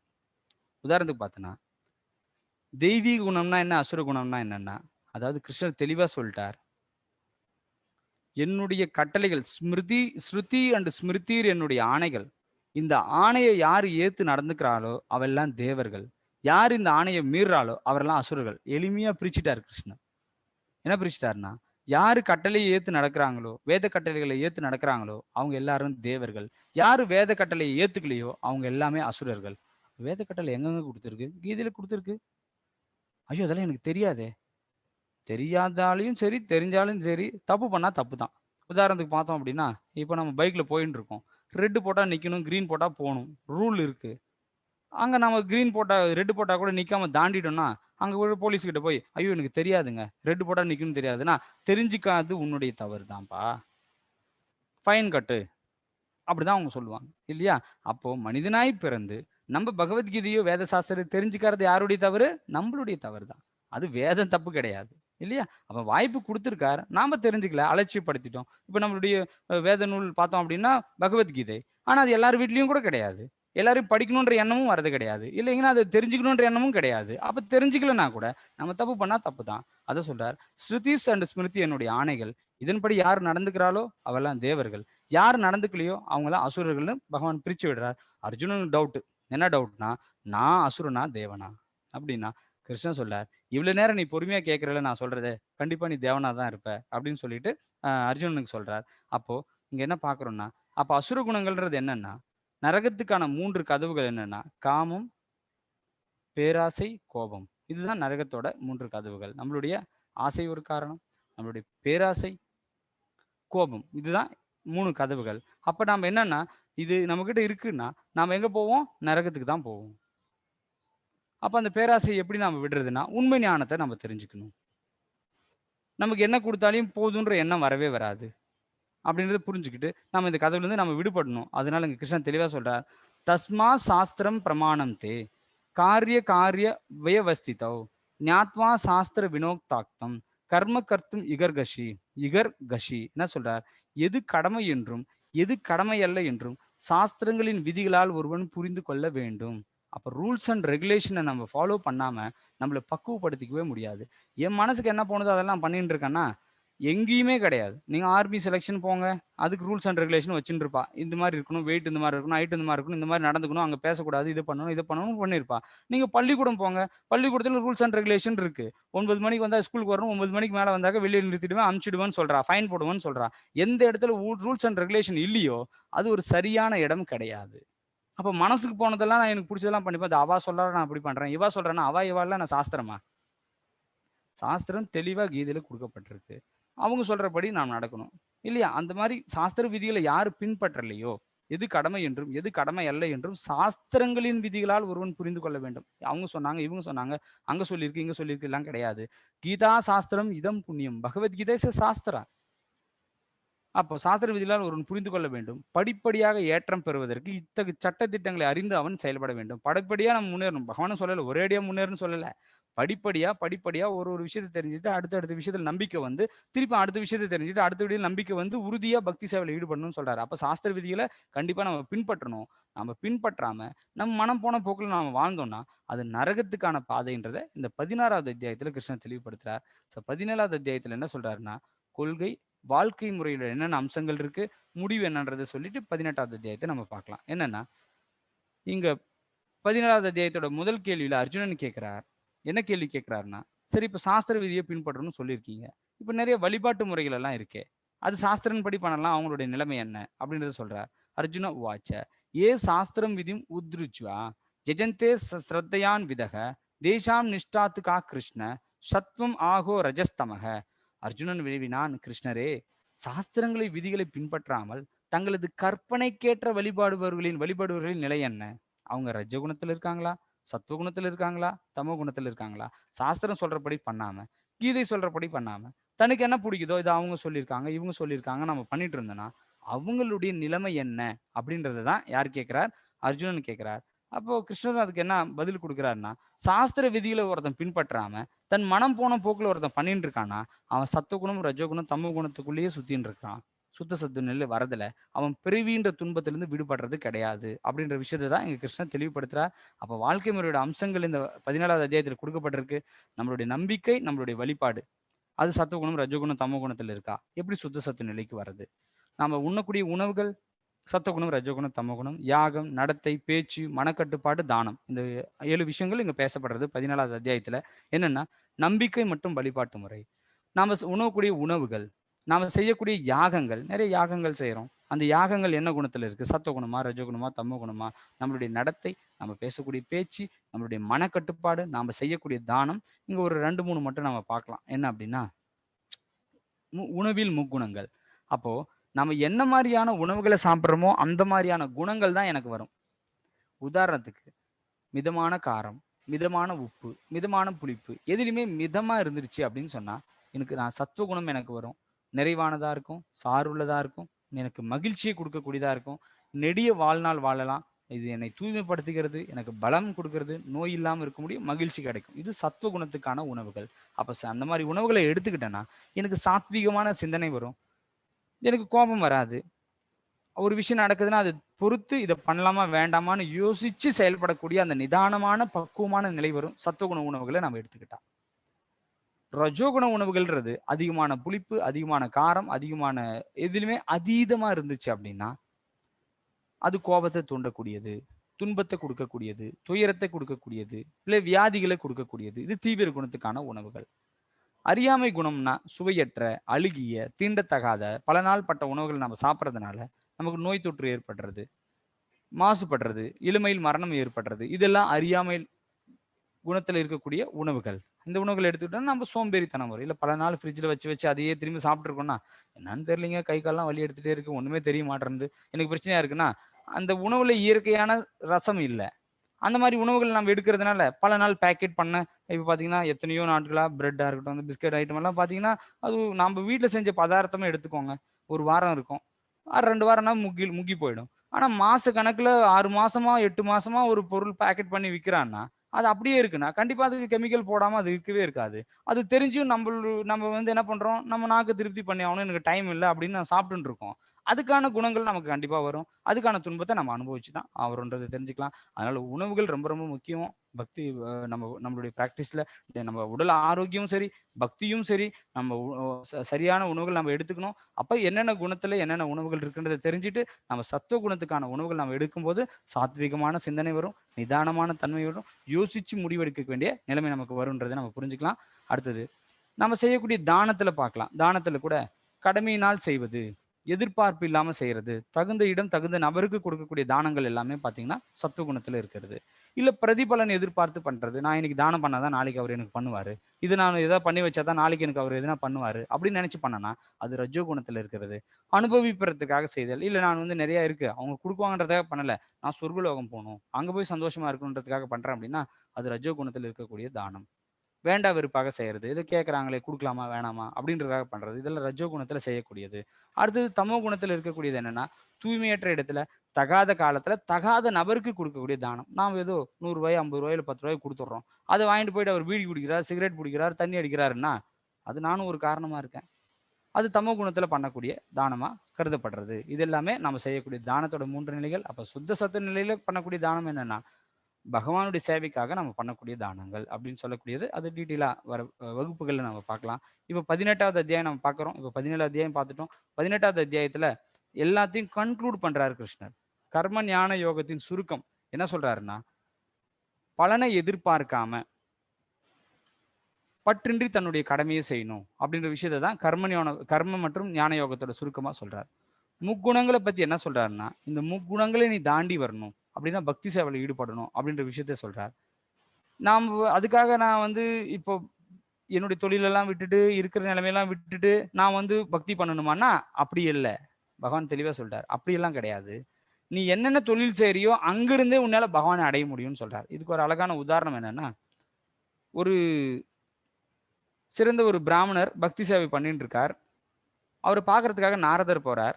அப்ப அந்த பிராமணர் சொல்றார், நான் எப்ப வைகுண்டம் வருவன் கேட்டு வந்து சொல்லுங்க அப்படின்னு சொல்லி நாரதர் கிட்ட சொல்றார். சரி, அதே நாரதர் வந்து அந்த இடத்துல காப்லர் செருப்பு தைக்கக்கூடிய ஒரு தொழிலாளி இருக்கிறார். அவரிடத்துல வந்து போய் போறார். சுவாமி, உங்களை எல்லாம் பார்க்கறதே ரொம்ப அதிசயம்.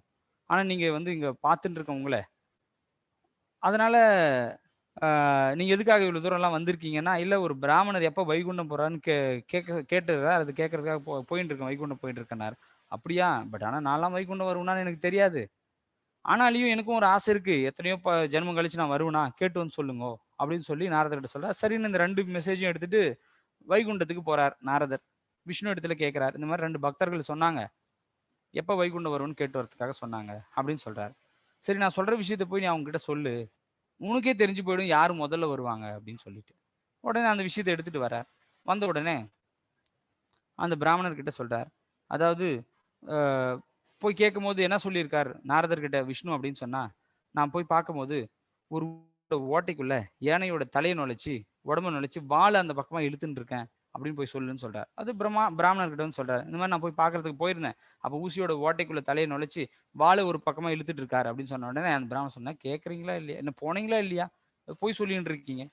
அது எப்படியாவது ஒரு ஊசியோட ஓட்டைக்குள்ள யானை தலை போகுமா, இல்லை உடம்பு போகுமா, ஏன் இப்படி சொல்லிட்டு இருக்கீங்க, போலன்னா போலன்னு சொல்லுங்க, எதுக்கு இப்படி வந்து சொல்லிட்டு இருக்கீங்க அப்படின்னு சொல்லி நாரதர்கிட்ட அவர் சொல்லிட்டார். சரின்னு சொல்லி நாரதர் வந்துட்டார்.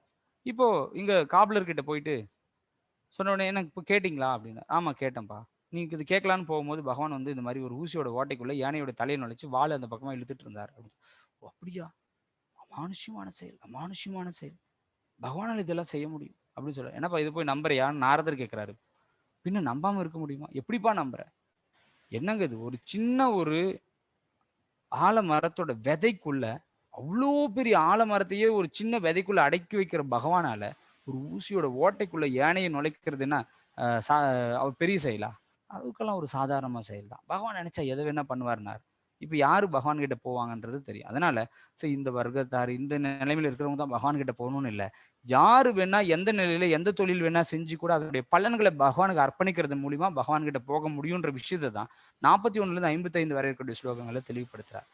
அப்புறம் பகவானுக்கான அன்பு என்னன்ற விஷயம் 56 66 ஸ்லோகம். இறுதி விளைவு இந்த பகவத்கீதையெல்லாம் கேட்கறதுனாலயோ, இந்த பகவத்கீதையை தெரிஞ்சுக்கிறதுனாலயோ, இல்ல பகவத்கீதை வீட்டுல இருக்கிறதுனாலயோ, அதை பத்தி பேசுறதுனாலயோ நம்மளுக்கு என்ன நன்மைன்றதை கடைசியில சொல்றார். இப்ப நம்ம பார்த்தோம், இங்க தெளிவா 18.55 ஸ்லோகத்துல தெளிவா பகவான் சொல்லிட்டார். என்ன சொல்லிட்டார்? பக்தியா மாம் அபிஜானாதி யாவான் யஷ் தஸ்மி தத்வதகா ததோ மாம் ததத்வோ ஜாத்வோ விஷதே தத் அனந்தரம். என்ன சொல்றார்? பக்தி தொண்டால் மட்டுமே என்னை முழுமுதற் கடவுளாக உள்ளது உள்ளபடி அறிந்து கொள்ள முடியும். பக்தி சேவை பண்றது மூலியமா தான் பகவானை உள்ளது உள்ளபடி புரிஞ்சுக்க முடியும். என்னை பற்றிய முழுமையான உணர்வை இத்தகு பக்தியினால் அடையும் போது இறைவனின் திருநாட்டுக்குள் நுழைய முடியும். அப்ப பக்தி தொண்டு தான் மிக உயர்ந்தது.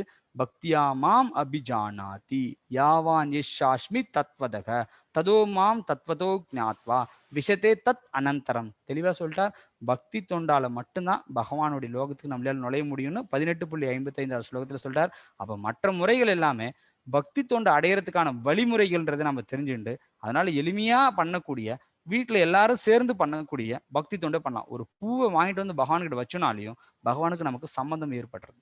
எங்க பையனுக்கு பக்தியே இல்லைங்க, அவன் பக்தியே பண்ண மாட்டான், பரவாயில்ல, ஒரு பூ வாங்கிட்டு வாப்பா, பூ வாங்கிட்டு வாப்பான்னு சொல்லி அமிச்சா கூட அந்த பூவை வாங்கிட்டு வந்தானா கூட அவனை பக்தி சேவையில் ஈடுபடுத்தலாம். இல்ல வீட்டுக்கு பொருள் வாங்கிட்டு வந்து அதுக்கு பகவானுக்கு நைவேத்தியம் பண்ணி அந்த பிரசாதத்தை வச்சா கூட அதை வாங்கிட்டு வந்தவனுக்கு அவனுக்கே தெரியாம அந்த சுக்ருதி கிடைக்க போறது. அப்ப பக்தின்றது எளிமையா எல்லாராலையும் பண்ணக்கூடியதுன்றதை நம்ம தெரிஞ்சுக்கலாம். அப்போ கிருஷ்ணன் தெளிவா இந்த பகவத்கீதையோட சாரம் இவ்வளவு நேரமா நேற்று இருந்து இன்னைக்கு வரையும் சொல்லிட்டு இருக்கீங்க. ஆனா ஒரே ஒரு வார்த்தையில சொல்லி முடிச்சிடுங்க. என்னதான் சொல்லுது பகவத்கீதை? இவ்வளவு நேரமா சொல்லிட்டு அது இதுன்னு பேசிட்டு இருக்கீங்க, என்ன சொன்னீங்கன்னு இது வரையும் எனக்கு தெரியல. கடைசியா இந்த கீதை என்ன சொல்ல வருதுன்னு சொல்லிடுங்கன்னா அதுக்கான ஸ்லோகம் தான் 18.66 ஸ்லோகம். என்ன சொல்றாருன்னா, சர்வ தர்மான்னு பரித்தேச்ச மாம் ஏக்கம் சரணம் பிரஜ அகமத்வான் சர்வ பாபேப்பிய மோக்ஷயிஷ்யாமி மா சுஜக. எல்லா விதமான தர்மங்களையும் துறந்து என்னிடம் மட்டுமே சரணடைவாயாக. மாம் ஏக்கம் சரணம் பிரஜ அகமத்வான் சர்வ பாபேபிய மோக்ஷயிஷ்யாமி மா சுஜக. உன்னை எல்லாவித பாவ விளைவுகளிலிருந்தும் நான் விடுவிக்கிறேன், பயப்படாதே. மா சுஜகன்னு சொல்றார், பயப்படாதேன்னு சொல்றார். அப்போ இந்த கீதை சொல்றது என்னன்னா, இந்த கீதையை சொன்ன கண்ணன் இடத்துல நம்ம சரணடைஞ்சு அவர் என்ன இன்ஸ்ட்ரக்ஷன் நமக்கு கொடுத்துருக்காரோ அதன்படி நம்ம வாழ்ந்துட்டோம் அப்படின்னா கண்டிப்பா நம்ம எல்லா விதமான பாவ விளைவுகளிலிருந்து விடுபட்டு பகவானை அடைஞ்சு நித்தியமான ஆனந்தத்தை நம்ம அனுபவிக்கலாம், அவருடைய லோகத்துக்கு போகலாம். இதுக்கு அழகான உதாரணம் என்ன அப்படின்னா, இங்க பாத்தீங்கன்னா திரௌபதியை அவருடைய வஸ்திரத்தை களைஞ்சு அவமானப்படுத்துறாங்க அந்த அஸ்தினாபுர அரசவையில. அங்க பாத்தீங்கன்னா சிறந்த பலசாலியான தன்னுடைய 5 கணவன்கள் இருக்கிறாங்க. வில்லில் விஜயன்,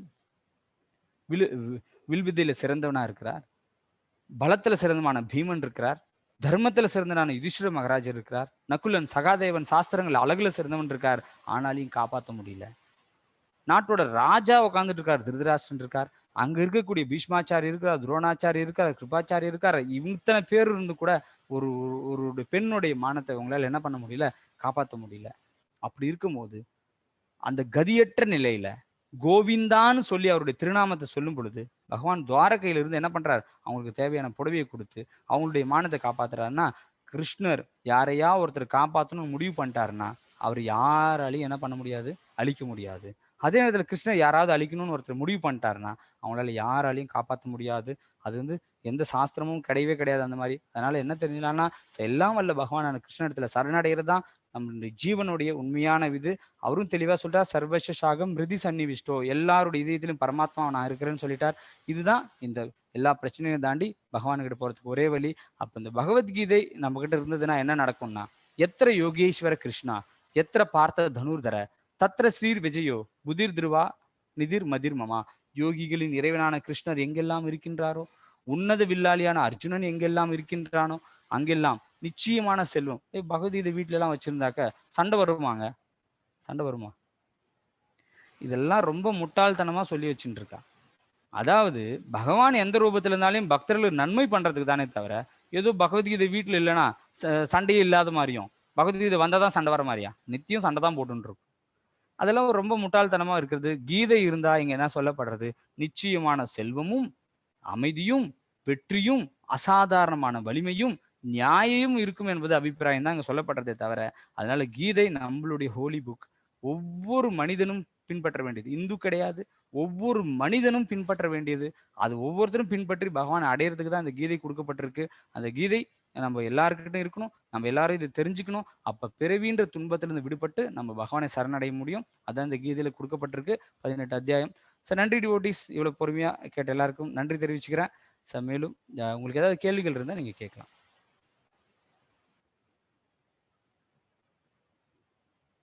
எல்லாமே புதுசா இருக்கும், ஆனா ஒரே நாள்ல எல்லாத்தையும் புரிஞ்சிக்க முடியாது.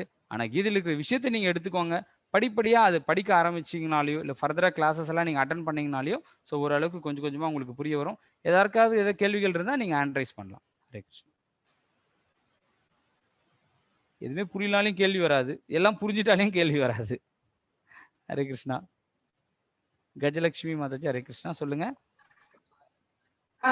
ஐயா ஒண்ணும் இல்ல, அந்த முக்குணங்கள் சொல்லியிருந்தீங்க இல்லையா, சத்வராஜா தம குணத்துல, அதுல வந்து 2 மட்டும் தானே இன்னைக்கு நம்ம வந்து பாத்திருந்தோம். 3 பார்த்தோம். மீதி புத்தி 3 பார்த்தோம் இல்லையா? மீதி வந்து ஏதாவது எங்களுக்கு அந்த பிபிடி ஏதாவது எங்களுக்கு 3 குணங்கள் தான் மொத்தம் இருக்கிறது. 3 குணங்கள் தான், சத்வகுணம், ரஜோகுணம், தமோகுணம். 2 குணங்கள் தான். 3 குணங்களுடைய விரிவு நம்ம பார்த்தோம் இல்லையா? ஆமா ஆமா ஆமா ஆமா. அதுல மீதி இருக்கிறது வந்து எங்களுக்கு ஏதாவது ஷேர் பண்ண முடியுமா? நான் இங்க ஷேர் பண்றேன், குணசேகரன் பிரபு ஷேர் பண்றேன். பட் அந்த புக்ல நீங்க 14வது அத்தியாயம் நீங்க ஃபுல்லா படிச்சிட்டீங்கன்னாவே உங்களுக்கு வந்துடும். அதுல எல்லாத்தையுமே வந்துரும். இல்ல நீங்க வேற கிளாஸஸ், ரெகுலர் கிளாஸ் எல்லாம் நடக்கிறது, அதெல்லாம் கேட்டு தெரிஞ்சுக்கலாம். ஏன்னா நீங்க அப்படியே படிச்சாலே அவ்வளவு ஈஸியா புரிஞ்சுக்க முடியாது. ஆமா ஆமா. சரிங்க சரிங்க. ஹரே கிருஷ்ணா. ஹரே கிருஷ்ணா டிவோட்டிஸ், வேற யாருக்காவது ஏதாவது கேள்விகள்?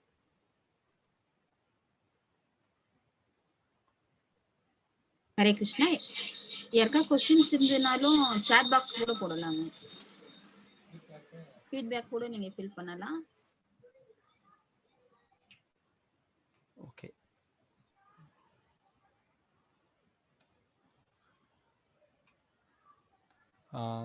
சாந்தி மாதாஜி ஹரே கிருஷ்ணா, நீங்க கேட்கலாம். நமஸ்காரம். நமஸ்காரம் மாதாஜி. ஹரே கிருஷ்ணா, ஹரே கிருஷ்ணா. அதாவது இந்த சத்சங்ல எப்பொழுதும் இருக்கணும் அப்படின்னு ஆசையா இருக்கு. இதை எப்படி நம்ம வந்து கண்டினியூ பண்ணலாம்? ஆனா எல்லாரும் we are in different places. How to be connected always? Online program போயிட்டு இருக்கு மாதாஜி. குணசேகரன் பிரபு உங்ககிட்ட நீங்க அவங்க கூட இதுல இருந்தாக்க அவங்க அப்டேட் பண்ணிட்டு இருப்பாரு மாதாஜி. நெக்ஸ்ட் அப்படியா? Okay okay. நமஸ்காரம். ரொம்ப ரொம்ப நல்லா இருந்தது. ரொம்ப மனசுக்கு ரொம்ப திருப்தியா இருந்தது. நம்மள நல்வழிப்படுத்துறதுக்கு நீங்க ஒரு இதுவா இருக்கீங்க. இது ரொம்ப சந்தோஷம் சுவாமிஜி. நமஸ்காரம். ஹரே கிருஷ்ணா, ஹரே கிருஷ்ணா. பாக்யலட்சுமி மாதாஜி, ஹரே கிருஷ்ணா.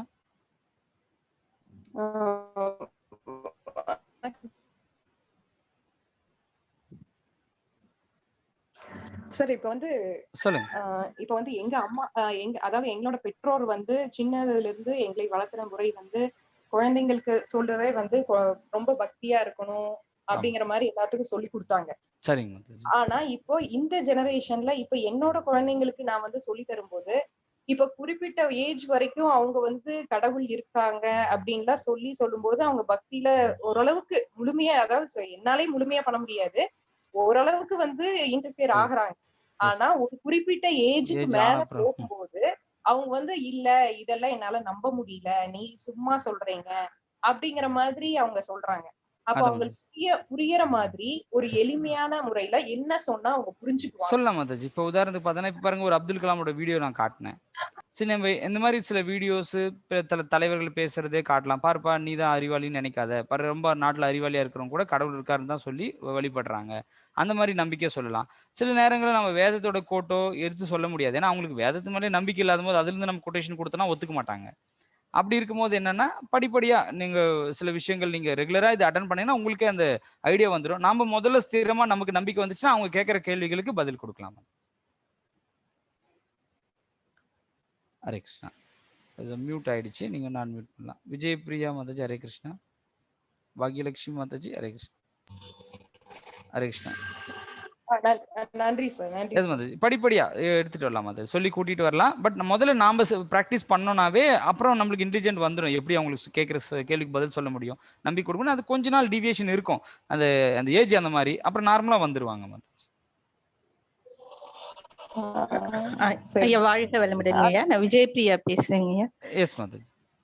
இந்த முக்குணங்களை கடந்து நான்காவதா ஒரு குணத்துக்கு போகணும். ஏன்னா சாத்வீக குணம் கூட இருக்க வேண்டாம், அதையும் கடந்து போகணும். அது என்ன குணம் ஐயா சொன்னீங்க? சுத்த சத்துவ நிலை.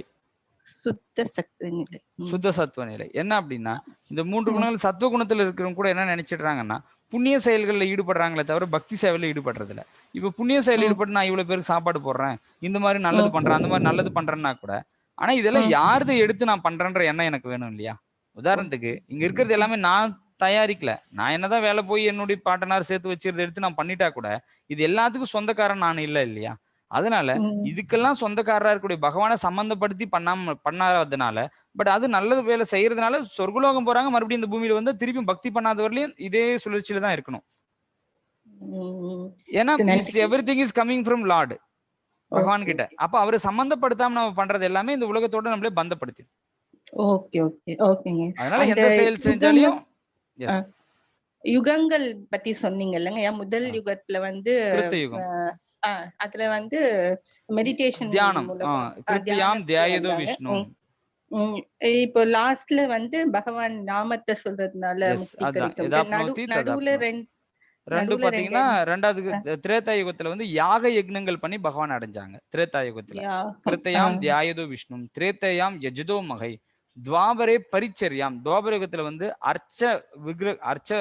அர்ச்சனை மூலியமா பகவான் அடைஞ்சாங்க.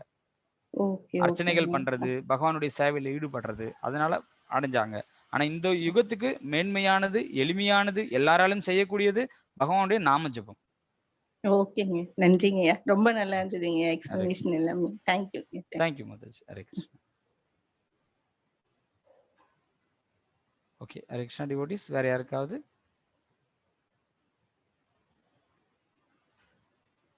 ஓகே, தேங்க்யூ பிரபு, குணசேகரன் பிரபு, காயத்ரி மாதாஜி, ஹரே கிருஷ்ணா.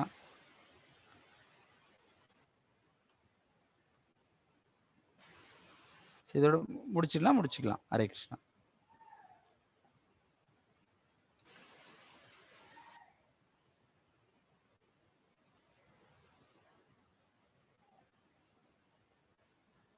குணசேகரன் பிரபு கன்க்ளூட் பண்ணிடுறீங்களா? ஹரே கிருஷ்ணா.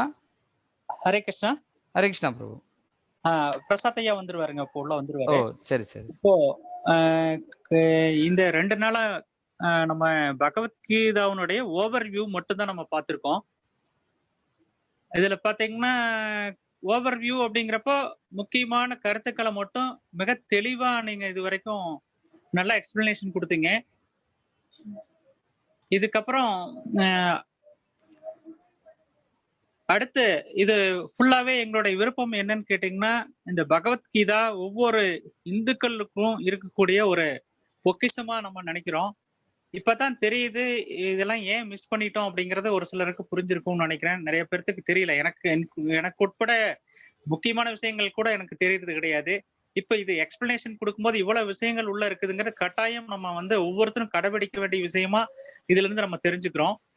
இதுக்கப்புறம் இந்த பகவத்கீதாவில் ஒவ்வொரு ஸ்லோகத்தையும் சொல்லி அந்த ஸ்லோகத்துக்கு என்ன அர்த்தம், என்ன புரிஞ்சுக்க முடியும் அப்படிங்கிற கருத்துக்களை நீங்க எங்களுக்கு அடுத்த தொடர்ந்து இந்த வகுப்புல எடுக்கணும் அப்படிங்கறது இது மூலியமா நான் கேட்டுக்கிறேன்.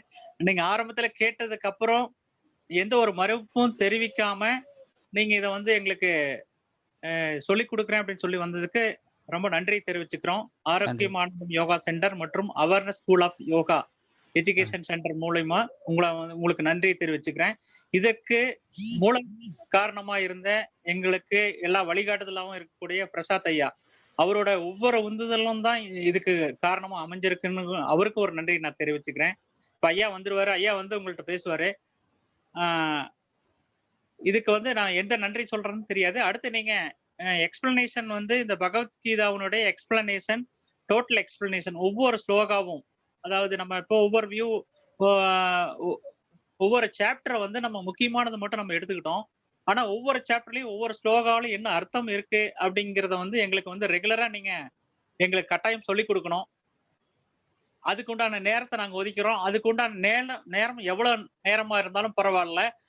ரெகுலரா தினமும் வாரத்துல 2 நாளைக்கு இருக்கும் 3 நாளைக்கு இருக்கும் நீங்க எங்களுக்கு சொல்லிக் கொடுக்க முடியும் அப்படின்னு கட்டாயம் நினைப்பீங்கன்னு நினைக்கிறேன். நீங்க எங்களுக்கு கட்டாயம் சொல்லி கொடுக்கணும் அப்படிங்கறத நாங்க நினைச்சுக்கிறோம்.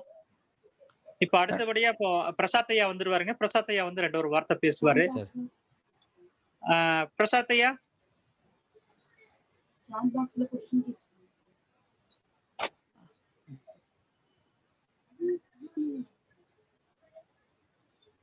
ஐயா பிரசாத் ஐயா.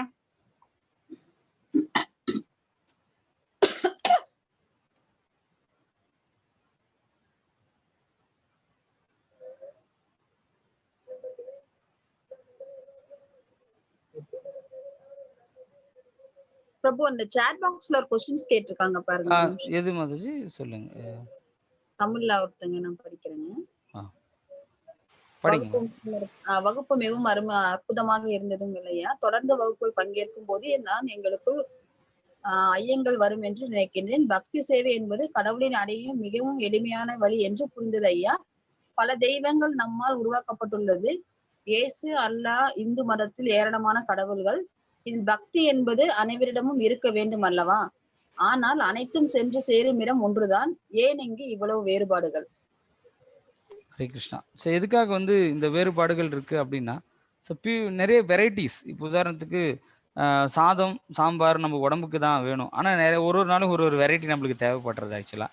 ஸோ அதனால அவங்களுக்கு என்னென்ன பண்ண முடியுமோ, இப்போ பார்த்தீங்கன்னா காலேஜில் இந்த படிப்பு தான் உயர்ந்ததுன்னு நம்ம சொல்கிறோம். ஆனால் கூட பல படிப்பு முறைகள் இருக்குது. ஏன்னா அவங்களுக்கு எது தெரிஞ்சுட்டு வராங்க. ஆனால் கடைசியில் ஒன்றா தான் இணைக்கிறார் பகவான். அதனால தான் பார்த்தீங்கன்னா வாசுதேவம் சர்வமிதி சா மகாத்மா சூதுர்லப, எண்ணற்ற மதங்கள் இருந்தால் கூட அவங்கவுங்க எது ஃபாலோ பண்ணுறாங்களோ அப்படி ஃபாலோ பண்ணிட்டு இருக்கா. ஆனால் கடைசியில் இந்த ஒரு இடத்துக்கு வந்தால் மட்டும்தான் இங்கிருந்து மோட்சம் கிடைக்க முடியும். அதுதான் கீதை சொல்றது. மாதாஜி பல நிலைகள் கொடுக்கப்பட்டிருக்கு. எதுக்குன்னா படிப்படியா இப்போ 1ஆம் கிளாஸ் படிக்கிற பசங்ககிட்டயோ 5ஆம் கிளாஸ் படிக்கிற பசங்ககிட்டயோ நம்ம 10th சப்ஜெக்டை சொல்ல முடியாது. அதே மாதிரி அவங்ககிட்ட 12th சப்ஜெக்டை சொல்ல முடியாது. அதே நேரத்தில் 10th படிக்கிறவங்ககிட்ட PhD சப்ஜெக்டை சொல்ல முடியாது. அப்போ அந்தந்த பக்குவ நிலை அந்த தூய்மை அடைஞ்சாதான் அது மேன்மை நிலை புரிஞ்சுக்க முடியும். அதுக்கான வழிமுறைகளை தான் படிப்படியா ஏற்பாடு பண்ணி வச்சிருக்காரு. அது நம்ம புரிஞ்சுக்கிட்டோம்னா எல்லாமே தெரிஞ்சிடும் எதுக்காக. ஹரே கிருஷ்ணா. ஐயா பிரசாத் ஐயா.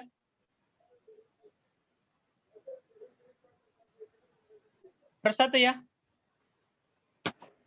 ஐயா பேசலாங்க ஐயா.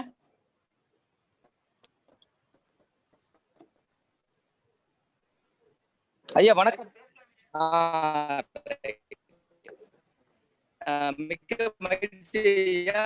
இன்றைய தினம் நான் கொஞ்சம் கிளாஸ்ல இருந்தனால உள்ள கரெக்டான உள்ள வர முடியல.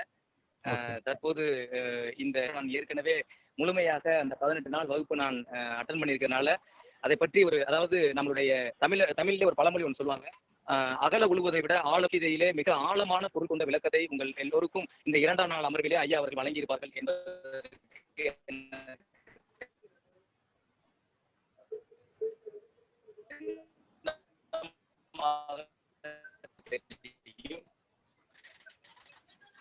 அந்த அடிப்படையிலே இந்த நிகழ்வு எங்களுடைய இந்த மையத்தினுடைய சார்பாக இந்த நிகழ்வை ஏற்றுக்கொண்டு எங்களுக்காக மிக சிறப்பாக ஐயா அவர்கள் இந்த 2 நாள் ஓவர்வியூ என்ற அடிப்படையிலே சுருக்கமாக சில தகவல்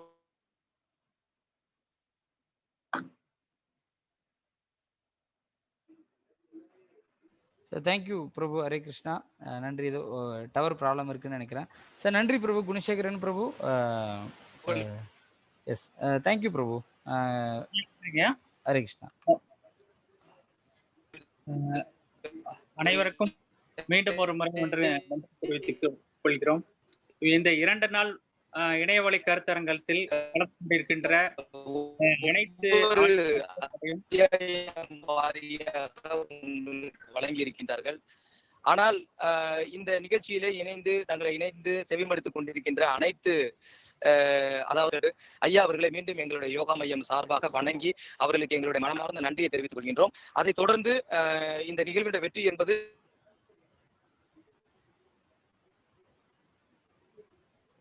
ஐயா டவர் விட்டு வருதுங்க ஐயா.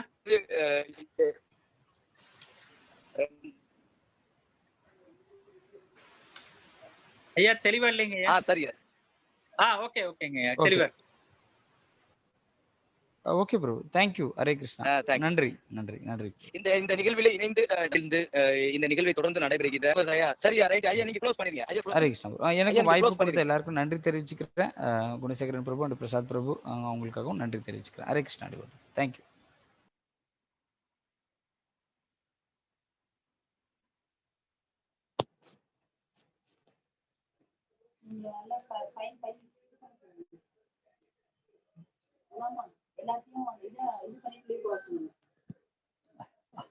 அனைவருக்கும் மீண்டும் ஒரு முறை வணக்கத்தை தெரிவித்துக் கொள்கிறேன்.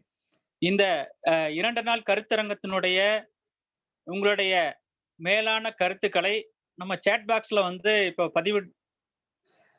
பதிவிட்டா மேற்கொண்டு வகுப்புகளை சிறப்பாக நடத்துவதற்கு உறுதுணையாக இருக்கும் என்று உங்களிடம் கேட்டுக்கொண்டு வணக்கத்தை கூறி நன்றியை தெரிவித்துக் கொள்கிறேன்.